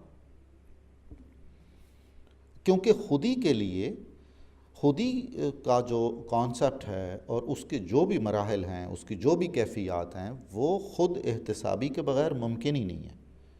اپنے تجزیے کے بغیر، اپنے انالیسس کے بغیر ان تک پہنچنا دشوار ہے۔ پھر وہ کہہ رہے ہیں کہ تب و تاب محبت را فنا نیست، محبت اور محبت کا جو پیچ و تاب ہے، جو کشمکش ہے، وہ کبھی فنا اسے نہیں ہوتی۔ یقین و دید را نیز انتہا نیست، جو یقین کامل ہے اس کی بھی کوئی حد نہیں ہے، اور جو دید ہے، دیدار حقیقت، دیدار معنویت، وہ جو بھی کوئی ایک ریالٹی ہے جس کو آپ کوئی سا بھی نام دے دیں، وہ بھی بے کراں ہے۔ تو ہے محیط بے کراں، میں ہوں ذرا سی آبجو، کمال زندگی دیدار ذات است۔ زندگی کا کمال دیدار ذات ہے۔ اب ذات الہی ہے، ذات اپنی ذات ہے، اگر ہم مقام خودی تک پہنچ جائیں، اپنا مکمل ہم نے تجزیہ کر کے ایویلیویشن ہر طرح سے کر لی ہو، تو یہ ایک بہت بڑا کمال ہے۔ لیکن اگر ہم صوفی تعبیر کے مطابق دیکھیں تو پھر وہ ہے دیدار خدا۔ دیدار خدا اس کی نشانیوں کے ذریعے، دیدار خدا اس کے فرمودات کے ذریعے، اس کے احکام کے ذریعے۔ طریقش رستن از بند جہات است، اور اس کا طریقہ کیا ہے، اس مقام تک پہنچنے کا طریقہ کیا ہے کہ یہ جو زمان و مکان کی بندشیں ہیں ان سے بالا تر آپ ہو جائیں گے۔ جہات جمع ہے جہت کی، ڈائمنشنز، ان میں آپ قید رہیں گے ظاہری طور پر، اور اپنے فکر کو، اپنی روح کو ان سے بالا تر نہیں کریں گے، نہیں دیکھیں گے، تو پھر اس مقام تک آپ نہیں پہنچ سکتے۔ اگلے شعر میں چنا با ذات حق خلوت گزینی، ترا او بیندو او را تو بینی، ذات الہی کے ساتھ تم الگ بیٹھ کے ایسا معاملہ تمہارا خدا کے ساتھ ہونا چاہیے کہ تم اسے دیکھ رہے ہو، وہ تمہیں دیکھ رہا ہو۔ یہ کیسے ممکن ہے؟ بڑا ہی مشکل کام ہے۔ آپ میں سے کسی کو رسول اللہ کی حدیث یاد آ رہی ہے؟ کوئی حدیث احسان؟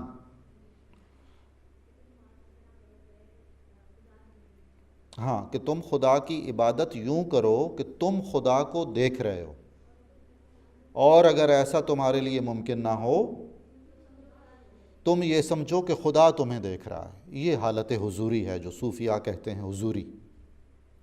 ادھر یہ بھی بیان کیا گیا، لا صلاۃ الا بحضور القلب، اگر دل حاضر نہیں ہے تو وہ نماز نہیں ہے۔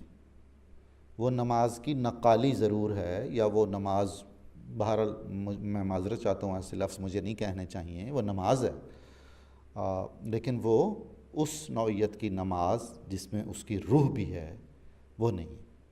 میری تو اپنی بے شمار ایسی نمازیں ہیں جو بڑے خراب حالات ہیں۔ جی بالکل، ایگزیکٹلی، سبحان اللہ سبحان اللہ۔ بتائیے وہ کیا شعر ہے، بہت خوبصورت۔ زمیں سے آنے لگی صدا، تو کیا ملے گا نماز میں؟ اقبال نے یہ شعر شیخ فخر الدین عراقی سے لیا ہے۔ شیخ فخر الدین عراقی کا ایگزیکٹ یہی شعر ہے فارسی میں۔ تو برون درچ کردی کہ درون خانہ آئی، کہ میں جب حرم کی طرف گیا طواف حرم کے لیے تو مجھے روک دیا گیا، اور انہوں نے کہا تو گھر کے باہر کیا گل کھلاتا رہا ہے کہ اب تو گھر آنا چاہتا ہے؟ پھر میں نے جب سجدہ کرنا چاہا ز زمین ندا برآمد، ایگزیکٹلی زمین سے آنے لگی صدا، ز زمین ندا برآمد، کہ تم نے مجھے ناپاک کر دیا ہے اپنے ریاکارانہ سجدے سے، اپنے ریاکارانہ سجدے سے مجھے ناپاک نہ کرو، آلودہ نہ کرو۔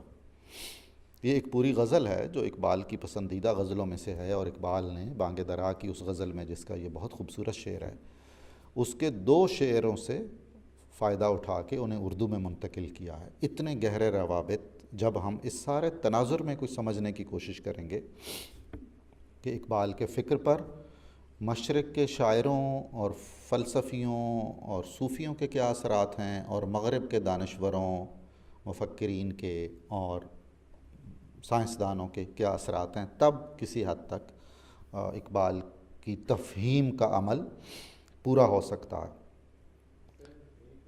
بسم اللہ الرحمن الرحیم۔ جی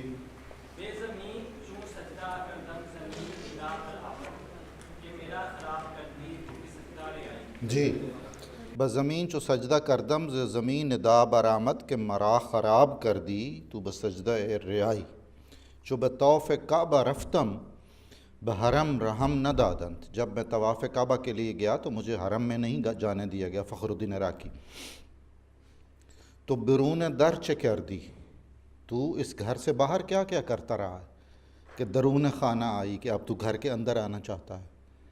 ایگزیکٹلی وہی چیزیں اقبال نے وہ بیان کی ہیں۔ منور شوز نور من یرانی، یہ رسول اللہ کی ایک حدیث کی طرف اشارہ ہے۔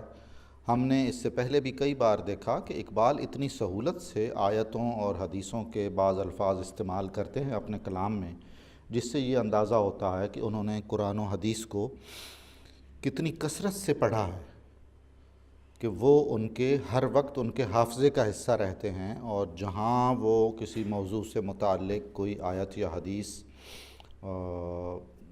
بہت بات کی وضاحت کے لیے مفید ہو سکتی ہے، وہاں وہ اس کا استعمال کر لیتے ہیں۔ یہ حدیث ہے کہ جس کسی نے، بہت سارے لوگ اسے مستند حدیث نہیں کہتے ہیں، جس نے مجھے دیکھا خواب میں، اس نے خواب میں حق کو دیکھا۔ اس کی ایک تشریح اور تعبیر ہے کہ وہ خواب اس کا سچا ہے، یعنی اس نے مجھے ہی دیکھا۔ اس مضمون کی الگ مستند حدیثیں موجود ہیں، جس کے آخر میں یہ ہے کہ چونکہ شیطان میری شکل اختیار نہیں کر سکتا، میرا روپ نہیں اختیار کر سکتا، اس لیے جس کسی نے خواب میں مجھے دیکھا اس نے مجھے کو دیکھا۔ اور اس کی دوسری تعبیر یہ ہے جو اقبال نے یہاں کی ہے، اور جو صوفی تھاٹ کے بعض حصوں میں ہوتی ہے، کہ جس نے مجھے دیکھا ہے اس نے حق کو دیکھا ہے۔ رسول اللہ بھی تو حق ہیں، سچ ہیں، حقیقت ہے۔ مجھے برہم زن تو خود نہ مانی، پلکے نہ جھپک۔ اتنا محو نظارہ ہو جا، دیدار اس انہماک سے، اس خلوص سے اور اس تسلسل سے کر، پلکیں بھی نہ جھپک۔ یہ بھی ہم دیکھتے ہیں کہ آپ کو یاد آ گیا ہوگا بانگ درا کا ایک شعر، نظارے کو یہ جنبش مژگاں بھی بار ہے، نرگس کی آنکھ سے تجھے دیکھا کرے کوئی، پلک نہ جھپک۔ اور میں نے اس وقت وہ شعر پڑھتے ہوئے آپ سے کہا تھا کہ وہ شعر بھی اقبال نے فارسی کے ایک اور شاعر سے لیا ہے۔ در گلشن حسن تو بہنگام تماشا، نظارہ ز جنبیدن مژگاں گلہ دارت۔ تمہارے جمال کے باغ میں جب میں دیکھ رہا ہوتا ہوں تو آنکھوں کو پلکیں جھپکنے سے بھی شکایت ہوتی ہے کہ یہ کیوں جھپک رہی ہیں، رکاوٹ پیدا ہو رہی ہے، وقفہ آ رہا۔ بخود محکم گزر اندر حضورش، یہ ہے جی خودی کا پیغام، کہ تم بارگاہ الہی میں بھی پہنچو، کسی بھی جگہ پر پہنچو، تمہارا اپنا وجود، اپنی ہستی ہر جگہ برقرار ہونی چاہیے۔ یہ فرق ہے گلشن راز کے اصل مصنف کے پیغام میں اور اقبال کے پیغام میں۔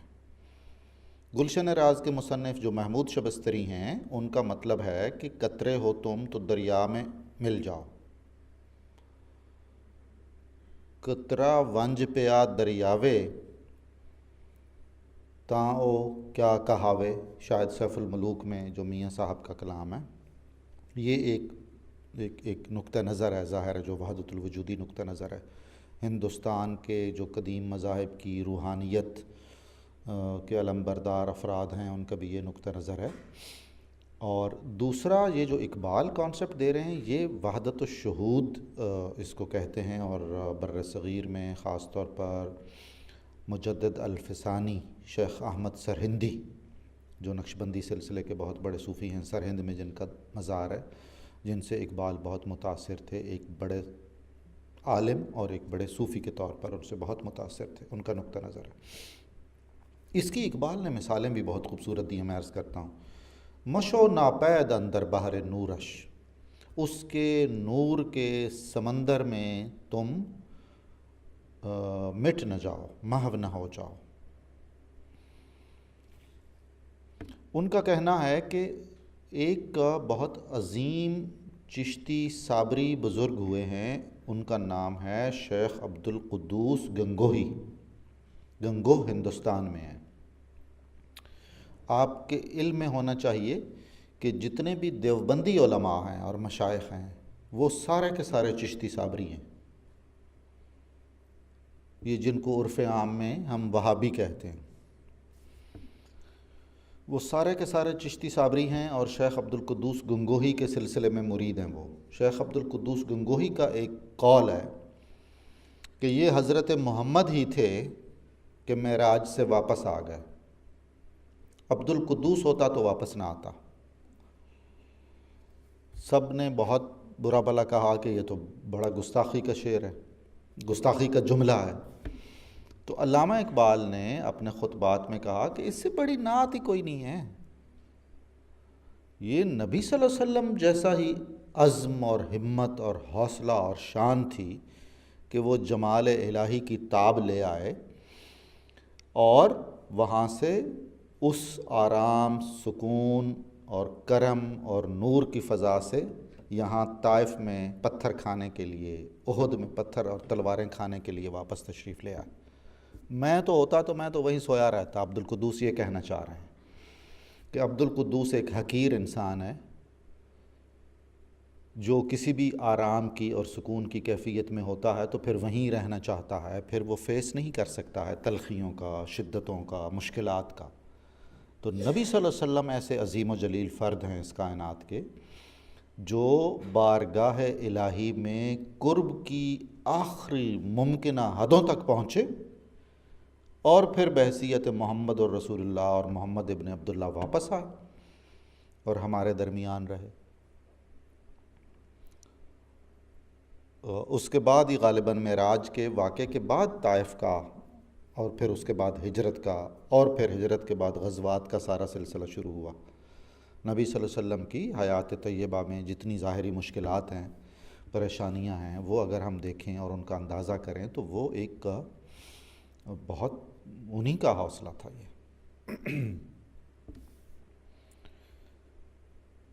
اس کی بارگاہ میں، اس کے حضور میں اپنی ذات میں، اپنی حیثیت میں قائم رہ کے گزر، یہی کمال ایمان ہے اور یہی مقصود خودی ہے۔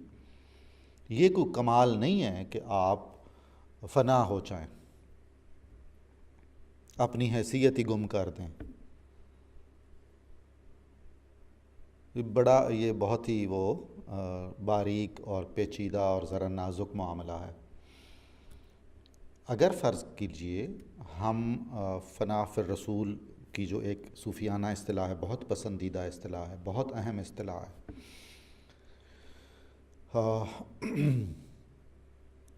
میرا خیال ہے یہ بحث نہیں کرتے ہیں۔ ہمیں ان کی اطاعت کے لیے، ان کی سنت پر چلنے کے لیے اپنی حیثیت میں رہنا چاہیے۔ وہ عشق کا اور محبت کا اور اطاعت کا ایک مقام ہے کہ جہاں بالکل ہم اس نسبت میں ہوتے ہیں اور انہی کے ہیں، ظاہر ہے جہاں کہیں بھی ہوں۔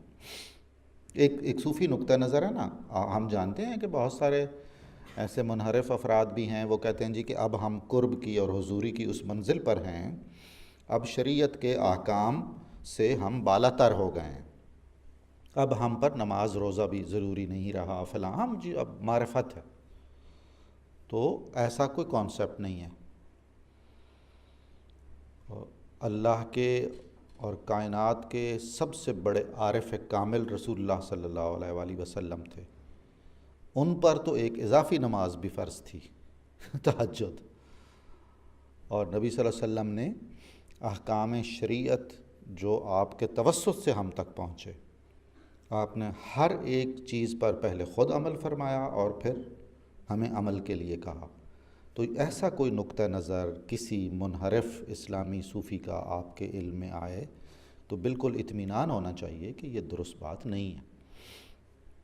اگر وہ بلیور ہیں تو انہیں اطاعت کرنی ہے، حکم بجا لانا ہے، اور اگر اطاعت نہیں کر پا رہے ہیں تو اس پر شرمندہ ہونا ہے۔ یہ نہیں کہنا ہے کہ جی ہم اب اس شان کے ہیں، اس مرتبے کے ہیں، ہماری تو خداوند تعالیٰ سے براہ راست معاملات ہیں ہمارے، تو چنانچہ ہم اب ہر طرح کی جکڑ بندیوں سے اور اصول و قواعد اور ضوابط سے بالاتر ہو گئے۔ یہ درست نہیں ہے۔ اس کے بعد انہوں نے کہا ہے کہ آپ ذرہ ہیں، نصیب ذرہ کو نان اضطراب ہے، کہ آپ ایک ذرہ ہیں اتنی بڑی کائنات میں، مگر اس ذرے میں آپ ایسا اضطراب، بے چینی، طلب، تڑپ ڈال دیں کہ تابت در حریم آفتاب ہے، کہ وہ سورج کی سلطنت میں بھی وہ ذرہ الگ دھڑک رہا ہو اور چمک رہا ہو اپنے ذرے ہونے کی حیثیت میں۔ یہ کوئی کمال نہیں ہے کہ ذرہ چلتے چلتے چلتے سورج میں پہنچے اور سورج بن جائے، یہ کیا کمال ہے بقول اقبال کے۔ ہمیں یہ ذہن میں رکھنا ہے کہ ذرہ اور سورج فارسی ادب میں ادبی عاشقانہ جوڑے ہیں۔ ادبی عاشقانہ جوڑے سے مراد یہ ہے کہ جیسے پھول اور بلبل، جیسے چاند اور چکور، جیسے عکس اور آئینہ، یہ شاعری میں ایک دوسرے کے پروانہ اور شمع، بے عین ہی اسی طرح ذرہ اور سورج۔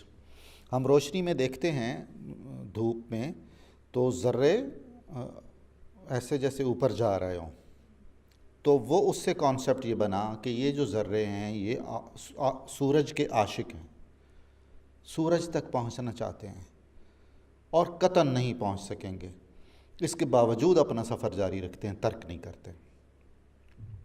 یہ کانسیپٹ ہے۔ چنانچہ بہت ساری عاشقانہ مثنویاں لکھی گئیں فارسی میں جن کا نام ہے ذرہ و خورشید، جس طرح شمع و پروانہ، جس طرح گل و بلبل۔ تو عاشق کا کمال یہ نہیں ہے کہ وہ اپنی ذات، اپنی صفات کو فنا فی المحبوب کر دے، اس کا اپنا تشخص بہت اہم ہے اور اس تشخص کو برقرار رہنا چاہیے۔ وہ اس کی اطاعت کرے، اس کی محبت کرے، اس میں درجہ کمال کو پہنچے یقیناً۔ چونکہ گلشن راز جو ہے وہ اسلامی فلسفے میں اور اسلامی تصوف میں ایک بہت اہم ٹیکسٹ ہے، اور اتنی زیادہ اس کی شرحیں لکھی گئیں جو سب کانٹیننٹ کے مختلف صوفی سلسلوں میں اور مختلف درگاہوں میں پڑھائی جاتی رہیں، اور جس سے مقامی صوفی شاعروں نے استفادہ کیا، ان کے کلام میں، ان کی شاعری میں جھلکتے ہیں وہ سارے مباحث۔ تو اس لیے اقبال اس سے متاثر بھی تھے، اس لیے کہ وہ اس میں کوئی شک اور شبہ نہیں ہے کہ گلشن راز ایک بہت بڑا فلسفیانہ اور صوفیانہ متن ہے، اور وہ بہت مختصر ہونے کے باوجود اس کی اتنی اہمیت ہے کہ اس سے انکار نہیں ہو سکتا۔ اتنی اس کی شرحیں، اتنی اس کی پذیرائی مختلف ممالک میں ہوتی رہی اور آج تک قائم ہے۔ تو مگر اقبال بنیادی طور پر اس نقطہ نظر کے آدمی نہیں ہیں۔ جو وحدت الوجودی ہیں ان کے لیے وصال اور سکون اور فنا نہایت اہم ہے، وہ ان کے لیے منزل ہے۔ جو وحدت الشہودی ہیں جن میں سے اقبال بھی ہیں، ان کے لیے حالت فراق بھی وصال ہی ہے، وہ نہ پہنچنے کو بھی پہنچنا قرار دے رہے ہیں اگر وہ رستے پر ٹھیک چل رہے ہیں تو، اور اگر وہ واصل ہو گئے، وصال کے مرحلے تک پہنچ گئے، تب بھی وصال بھی تو تبھی ہوگا نا، دو چیزوں کا ہی وصال ہوتا ہے۔ جب ہم وصال کہتے ہیں تو اس کا یہ مطلب نہیں ہے کہ ایک چیز کا وصال کیا مراد ہوگی، دو ہی چیزیں ایک دوسرے تک پہنچیں گی، اسی کو ہم وصال کہیں گے۔ ہم بزرگان دین کی رحلت کے لیے لفظ وصال استعمال کرتے ہیں کہ ان کی روح پرواز کرتی ہوئی بارگاہ الہی میں پہنچ گئی اور عالم ارواح سے مل گئی، یہ ہو گیا وصال۔ خیر، ان دونوں گروہوں کے پاس اپنے اپنے دلائل ہیں، اور بالکل جب ہم ان کی بات سنتے ہیں یا پڑھتے ہیں تو بالکل دل بھی متاثر ہوتا ہے، دماغ بھی متاثر ہوتا ہے۔ آپ نے کچھ کہنا ہے؟ آپ کچھ کہنا چاہتی ہیں؟ اچھا، اس کے بعد جی، اگر او را نیابی در طلب خیز، اگر تم اس تک نہیں پہنچ پاتے ہو، اس کو حاصل نہیں کر پاتے ہو، تو اس کی طلب میں اٹھ کھڑے ہو، اس کو تلاش کرو، اسے کھوجو۔ یہ طلب میں اٹھ کھڑے ہونا، مسلسل تلاش میں رہنا، یہی پہنچ جانا ہے۔ آپ کے ذہن میں آ رہا ہوگا شیخ فرید الدین عطار، ان کی ایک مثنوی ہے کانفرنس آف برڈز، منطق الطیر۔ سی مرغ پرندوں کا بادشاہ ہے، جو روحانیت کا بھی سب سے بڑا استعارہ ہے، یا ذات حق کا استعارہ ہے، اس کی تلاش میں بہت سارے پرندے نکلتے ہیں، وہ سنتے ہیں وہ جو سی مرغ ہے وہ ہمارا بادشاہ ہے، ہمارا آقا ہے، مالک ہے، وہ کوہکاف میں ہوتا ہے، کوہکاف تک پہنچنا بڑا مشکل ہے، علامتیں ساری۔ بہت سارے پرندے جو گرم علاقوں کے ہوتے ہیں وہ سردی جب ہوتی ہے تو وہ مر جاتے ہیں، بہت سارے پرندے جو اس کے الٹ ہوتے ہیں وہ دوسرے موسم میں پہنچتے ہیں تو وہاں مر جاتے ہیں۔ بہرحال مشکلات اور مسائل سے ہوتے ہوتے ہوتے آخر 30 پرندے 30 پہنچتے ہیں کوہکاف پر۔ تو وہاں سے آواز آتی ہے، کون ہو، کس لیے آئے ہو؟ تو انہوں نے کہا کہ ہم پرندے ہیں اور آپ ہمارے مالک ہیں، ہم سی مرغ ہیں، تو ہم آپ سے ملنے کے لیے آپ کی بارگاہ میں آئے۔ تو پھر آواز آتی ہے، تمہارا آنا بہت اچھا، مبارک ہو، تم خود ہی تو سی مرغ ہو۔ اب سی جب ہم مرغ سے الگ کر کے لکھتے ہیں فارسی میں تو سی کا مطلب ہے 30۔ جب ہم سی ملا کے لکھتے ہیں تو وہ ایک الگ نام ہے۔ سی مرغ ایک ایسا پرندہ ہے جو خیالی پرندہ ہے، کسی نے نہیں دیکھا، یہ شاہنامہ فردوسی میں بھی ہے، اس کی علامتی حیثیت ہے۔ تو شیخ عطار نے وہ وحدت الوجودی نقطہ نظر اتنے سلیقے سے بیان کیا۔ وہ کیا ہے، شاید بلے شاہ کا ہے یا سلطان باہو کا، نحنو اقرب آپ کو کہندہ، کہ ہم جس کی تلاش میں گھوم پھر رہے ہیں وہ تو خود فریاد کر رہا ہے، کہہ رہا ہے بار بار کہ میں تو تمہاری شہرت کے بھی زیادہ قریب ہوں، تمہارے اندر موجود ہوں تم میں۔ تو کیا یہ بہت بڑا اشارہ نہیں ہے کہ ہم اپنی پہچان کریں اور اپنی قدر کریں اور اپنا ایک بہتر استعمال کریں؟ ایک صوفی کا دیکھیے عجیب سا وہ بات ہے، بڑی اہم ہے۔ وہ کہیں سے گزر رہے تھے تو انہوں نے دیکھا کہ ایک بہت خوبصورت سید زادہ جن کو وہ پہچانتے تھے، بڑے خاندان کے تھے، وہ کچھ عجیب سی کوئی کسی حالت میں،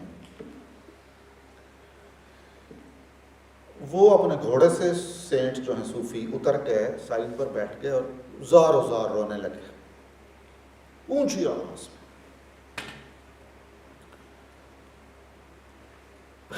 اب وہ بہت پریشان ہوئے، وہ جو نوجوان سید زادے تھے وہ آئے کہ وہ بھی پہچانتے تھے ان کو کہ جناب کیا ہوا حضور، کیا مسئلہ ہوا؟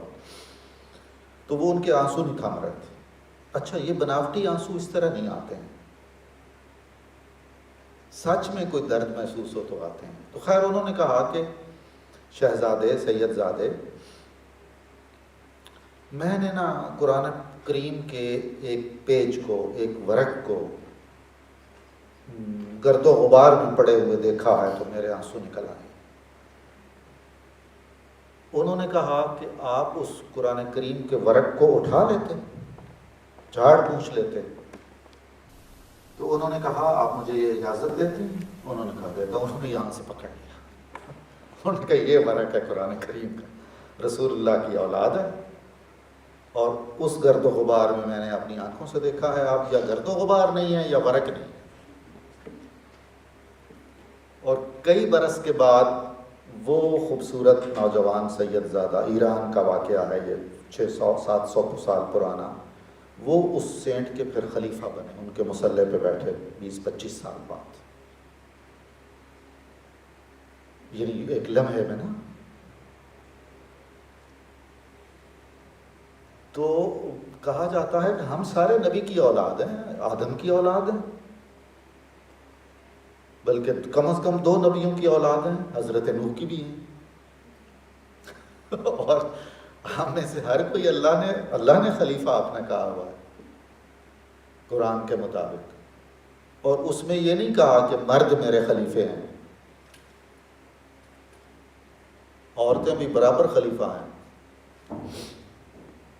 تو اقبال نے بھی جا بجا اور سارے صوفیوں نے، اس طرح کے جو پازیٹیو تھنکر ہیں ہماری تاریخ کے، انہوں نے یہی بار بار توجہ دلائی۔ رومی نے ایک جگہ کہا کہ اللہ تعالیٰ نے قرآن میں کہا ہے کہ میں نے تمہارے سر پہ فضیلت کا، عزت کا، عظمت کا تاج پہنایا ہوا، وَلَقَدْ كَرَّمْنَا بَنِي آدم، ٹھیک ہے نا؟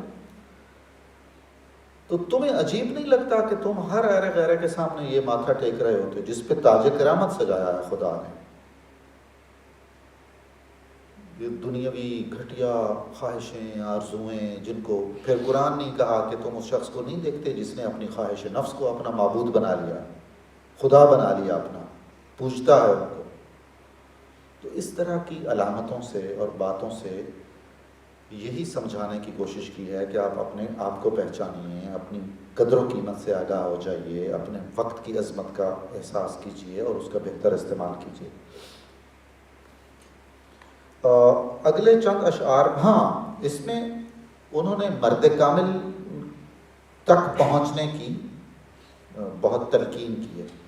یہ تلقین ہمیں بالکل انہی الفاظ میں، اسی ساری ترتیب سے، اسی شدت سے جلال الدین رومی کی مثنوی میں بھی دکھائی دیتی ہے۔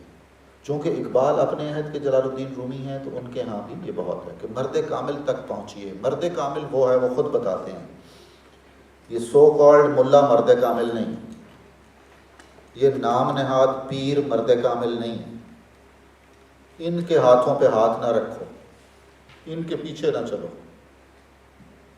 وہ مرد کامل وہ کوئی اور ہی ہے۔ یہ جو فقیہ ہیں، عالمان دین ہیں، یا جو ملا ہیں، یہ جو نام نہاد پیر ہیں، تم مچھلی ہو اور یہ سارے وہ مچھلی کے کانٹے لگا کے بیٹھے ہیں مچھلیوں کا شکار کرنے کے لیے، کیونکہ یہ سارے استحصالی گروہ ہیں۔ انہوں نے تمہارے ذہن پہ حکومت کرنی ہے، تمہاری نفسیات کو ایکسپلائٹ کرنا ہے اور تمہاری جیب پر نظر آئے گی۔ تو تم ایسی مچھلی نہ بنو جو دریا میں تیرتی ہو اور وہ مچھیرے کے جال سے غافل رہتی ہو۔ جلال الدین رومی نے بھی کہا کہ بہت سارے لوگ، بہت سارے شیطان ہیں جنہوں نے انسانی شکل اختیار کر لی ہے، تمہیں کسی شیطان کے ہاتھ میں ہاتھ نہیں دینا چاہیے۔ بالکل ایسے ہی ایک مقام پر مثنوی مانوی میں کہا، پس بسی ابلیس آدم روی ہست۔ اس کائنات میں بہت سارے شیطان ہیں جو اندر سے شیطان ہیں، وہ انسانی شکل میں پیر بن کر، شیخ بن کر، مذہبی رہنما بن کے، سماجی رہنما بن کے کسی نہ کسی حیثیت میں تمہارے شکار کے لیے آتے ہیں، موجود ہیں۔ تم بھولے ہو، تم سمجھدار نہیں ہو، وہ ایکسپلائٹر ہیں اور اپنے فن میں بڑے کامل ہیں اور طاق ہیں۔ نفسیات انسانی کو شکست دینا اور اس آدمی میں توڑ پھوڑ پیدا کر کے اس کو ایکسپلائٹ کرنا انہیں خوب آتا ہے یہ فن۔ رومی کہہ رہے ہیں، پس بے ہر دستی نہ شاید داد دست، لہٰذا سوچ کر یہ کام کرنا، ہر ہاتھ پہ ہاتھ مت رکھ دینا، جو بیعت کا استعارہ ہے، اطاعت کرنے کا اور محبت کرنے کا۔ اب دلچسپ بات یہ ہے کہ جتنے ایکسپلائٹرز ہیں وہ یہ سارے اشعار پڑھتے ہیں اور وہ کہتے ہیں کہ یہ دیگر افراد کے لیے، ہم تو اس میں ایکسیپشنل ہیں، اس لیے کہ ہم تو وہ سچے لوگ ہیں، ہمارے لیے یہ نہیں کہا، یہ ہمارے کزنوں کے لیے کہا، فلاں کے لیے کہا۔ ہاں جی، میں سب سے متفق ہوں، کیونکہ وہ ان کے لیے کہتے ہیں، یہ ان کے لیے کہتے ہیں، میں سب سے متفق ہوں، سب کا احترام کرتا ہوں بھائی، تمام علماء کا، مشائخ کا، پیروں کا، سارے آنکھوں پہ، کیونکہ سارے سچے ہیں، سارے ایک دوسرے کو انہی الفاظ سے پکارتے ہیں۔ ہمیں تو اطاعت کرنی ہے، یہی سکھایا گیا ہے بھائی، بزرگ جو ہیں، مشائخ ہیں، علماء کرام ہیں، فضلاء ہیں، ان سے عقیدت رکھنی ہے، لہذا عقیدت قائم ہے۔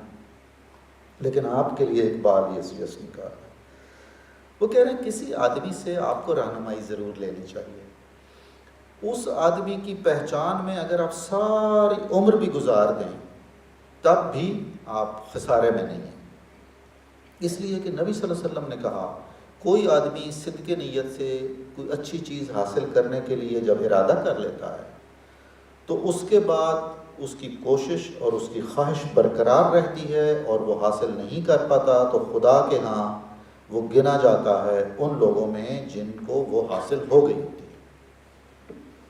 چنانچہ جہاد کے لیے نکلے ہوئے بعض لوگ میدان جنگ میں پہنچنے سے پہلے تبھی موت مار گئے تو رسول اللہ صلی اللہ علیہ وسلم نے انہیں شہید کہا، اس لیے کہ یہ جہاد کی نیت سے نکلے، نکل کھڑے ہوئے بس.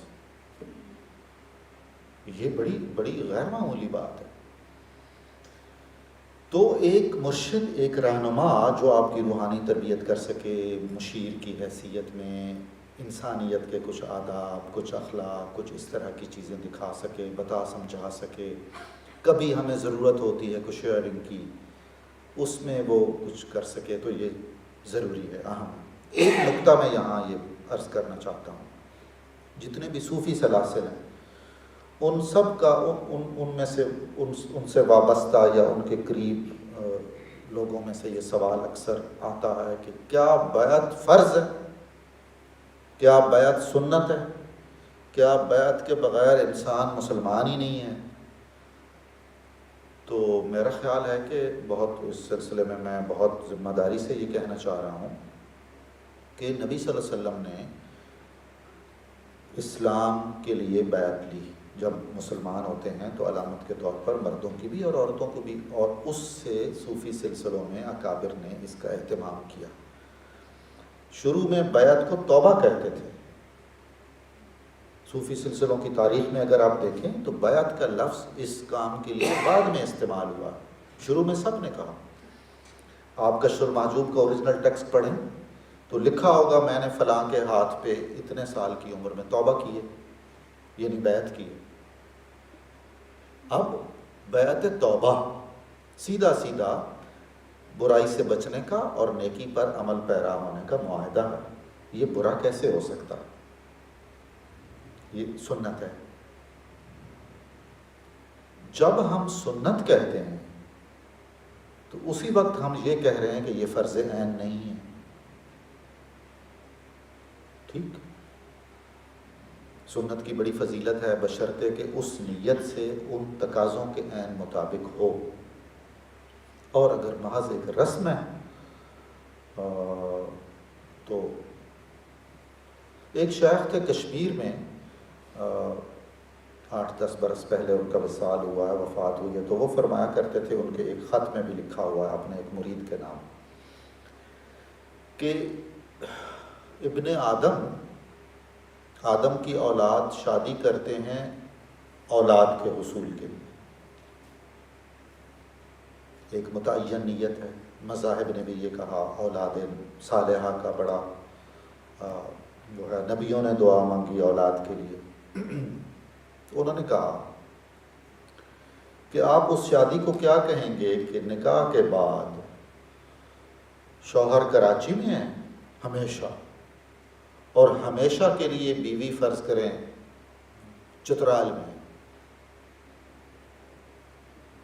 تو کہا کہ جس مقصد کے لیے وہ سنت ہے، جس مقصد کے لیے وہ ضروری ہے، وہ مقصد تو پیش نظر ہی نہیں. انہوں نے کہا کہ پیر اور مرید کا جو تعلق ہوتا ہے، بیعت والا یا توبہ والا، اس کا بنیادی مقصد کیا ہے؟ رسم پوری کرنا، ایک ٹک کر دینا کہ جی میں نے یہ کر لیا، چلو فارغ.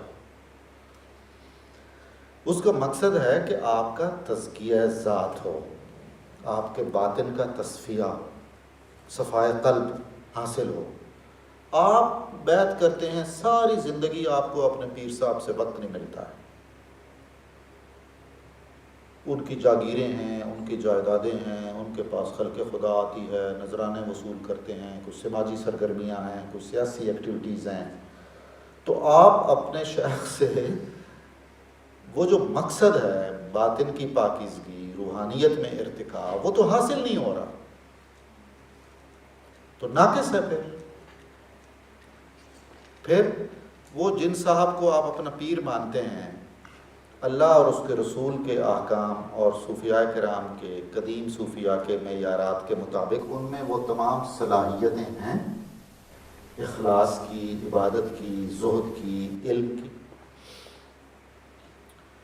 اگر یہ سارا کچھ کوئی نہیں ہے تو مطلب یہ میں اس لیے کہہ رہا ہوں کہ یہ وہ موضوع چھڑا ہوا ہے اور یہ بہت سارا اس طرح کے سوالات آتے ہیں.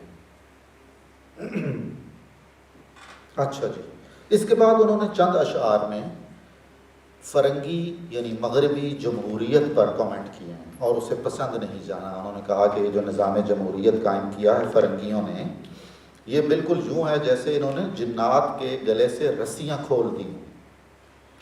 یہ نظام جمہوریت جنات ہیں اور یہ کھل جائیں گے اور پتہ چلے گا کہ جی کیا مسائل ہیں. انہوں نے کہا اور اشعار میں بھی کہ یہ جمہوری نظام اس کے لیے اس کی نظر میں ایک گھوڑے کو 100 گدھے پر ترجیح نہیں. یعنی گدھے گھوڑے سب برابر، محاورہ بھی ہے نا ہمارا.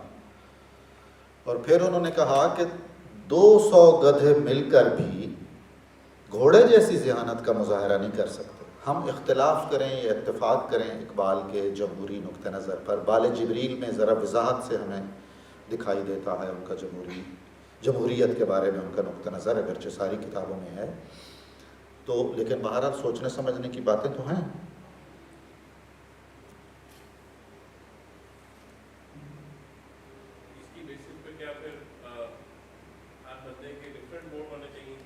آپ اور میں اس موضوع پر ہر سیشن میں غالباً گفتگو کرتے ہیں.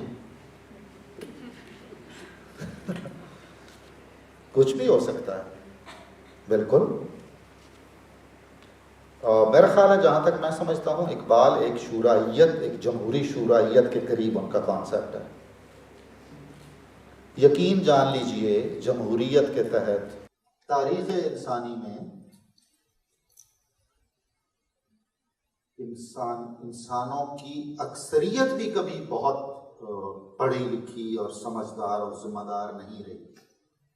کجا کے سارے یعنی اس گفتگو سے جمہوریت کے خلاف کوئی کمپین کرنا نہیں. انسان ہے نا، تو انسان نے اپنے ارتقائی سفر میں بے شمار تجربات کی. ہر تجربے کی ایک اہمیت ہے، اس کی ایک قدر و قیمت ہے. جب تک اس سے بہتر تجربہ کوئی ہمارے سامنے نہیں آ جاتا ٹیسٹڈ، اس وقت تک اس تجربے کو ترک نہیں کرنا چاہیے. پاکستان کو 70 سال ہو گئے. آپ مجھے سنجیدگی سے بتائیے، آپ ریکمینڈ کرتے ہیں یعنی اطمینان ظاہر کرتے ہیں پاکستان میں جمہوری طرز عمل کو اور جمہوریت کے جو تقاضے ہیں؟ یعنی ابھی تو ایک ایوریج سے ویسٹرن ڈیموکریٹک کنٹری کے لیول تک جانے کے لیے ہمیں 1 صدی درکار ہے کم از کم.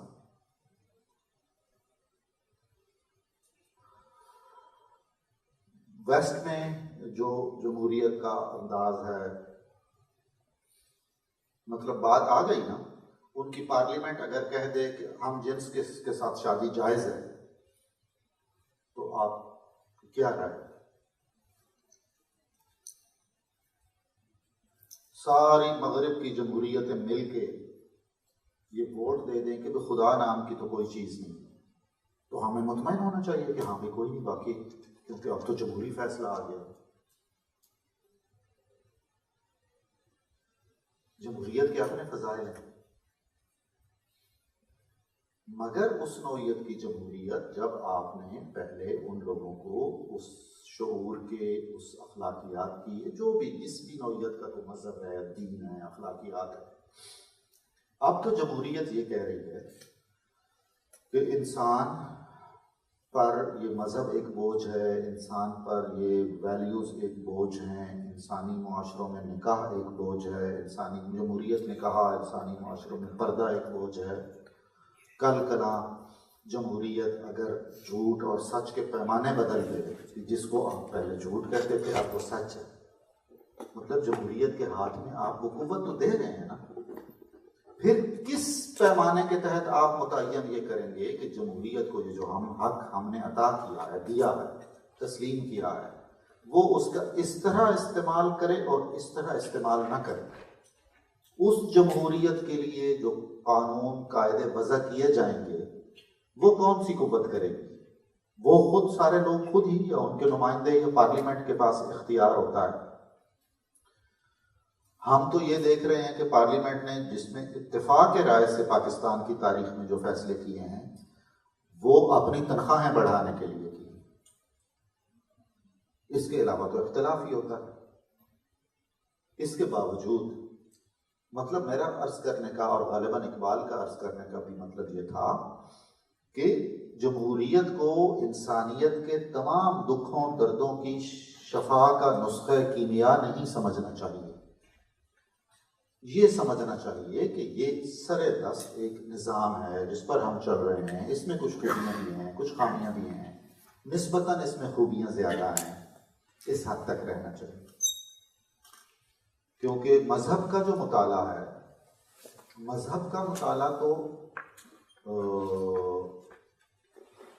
مجھے شاید جتنی میری محدود سی سمجھ بوجھ ہے اس کے مطابق آپ جمہور کو جب تک باشعور نہیں کریں گے، جمہور کو جب تک آپ نے ایجوکیٹ نہیں کیا ہوا ہوگا، ایک خاص معیار تک آپ نہیں لائے ہوں گے، اس وقت تک آپ ان کے ہاتھ میں اختیار کسی نوعیت کا دے نہیں سکتے،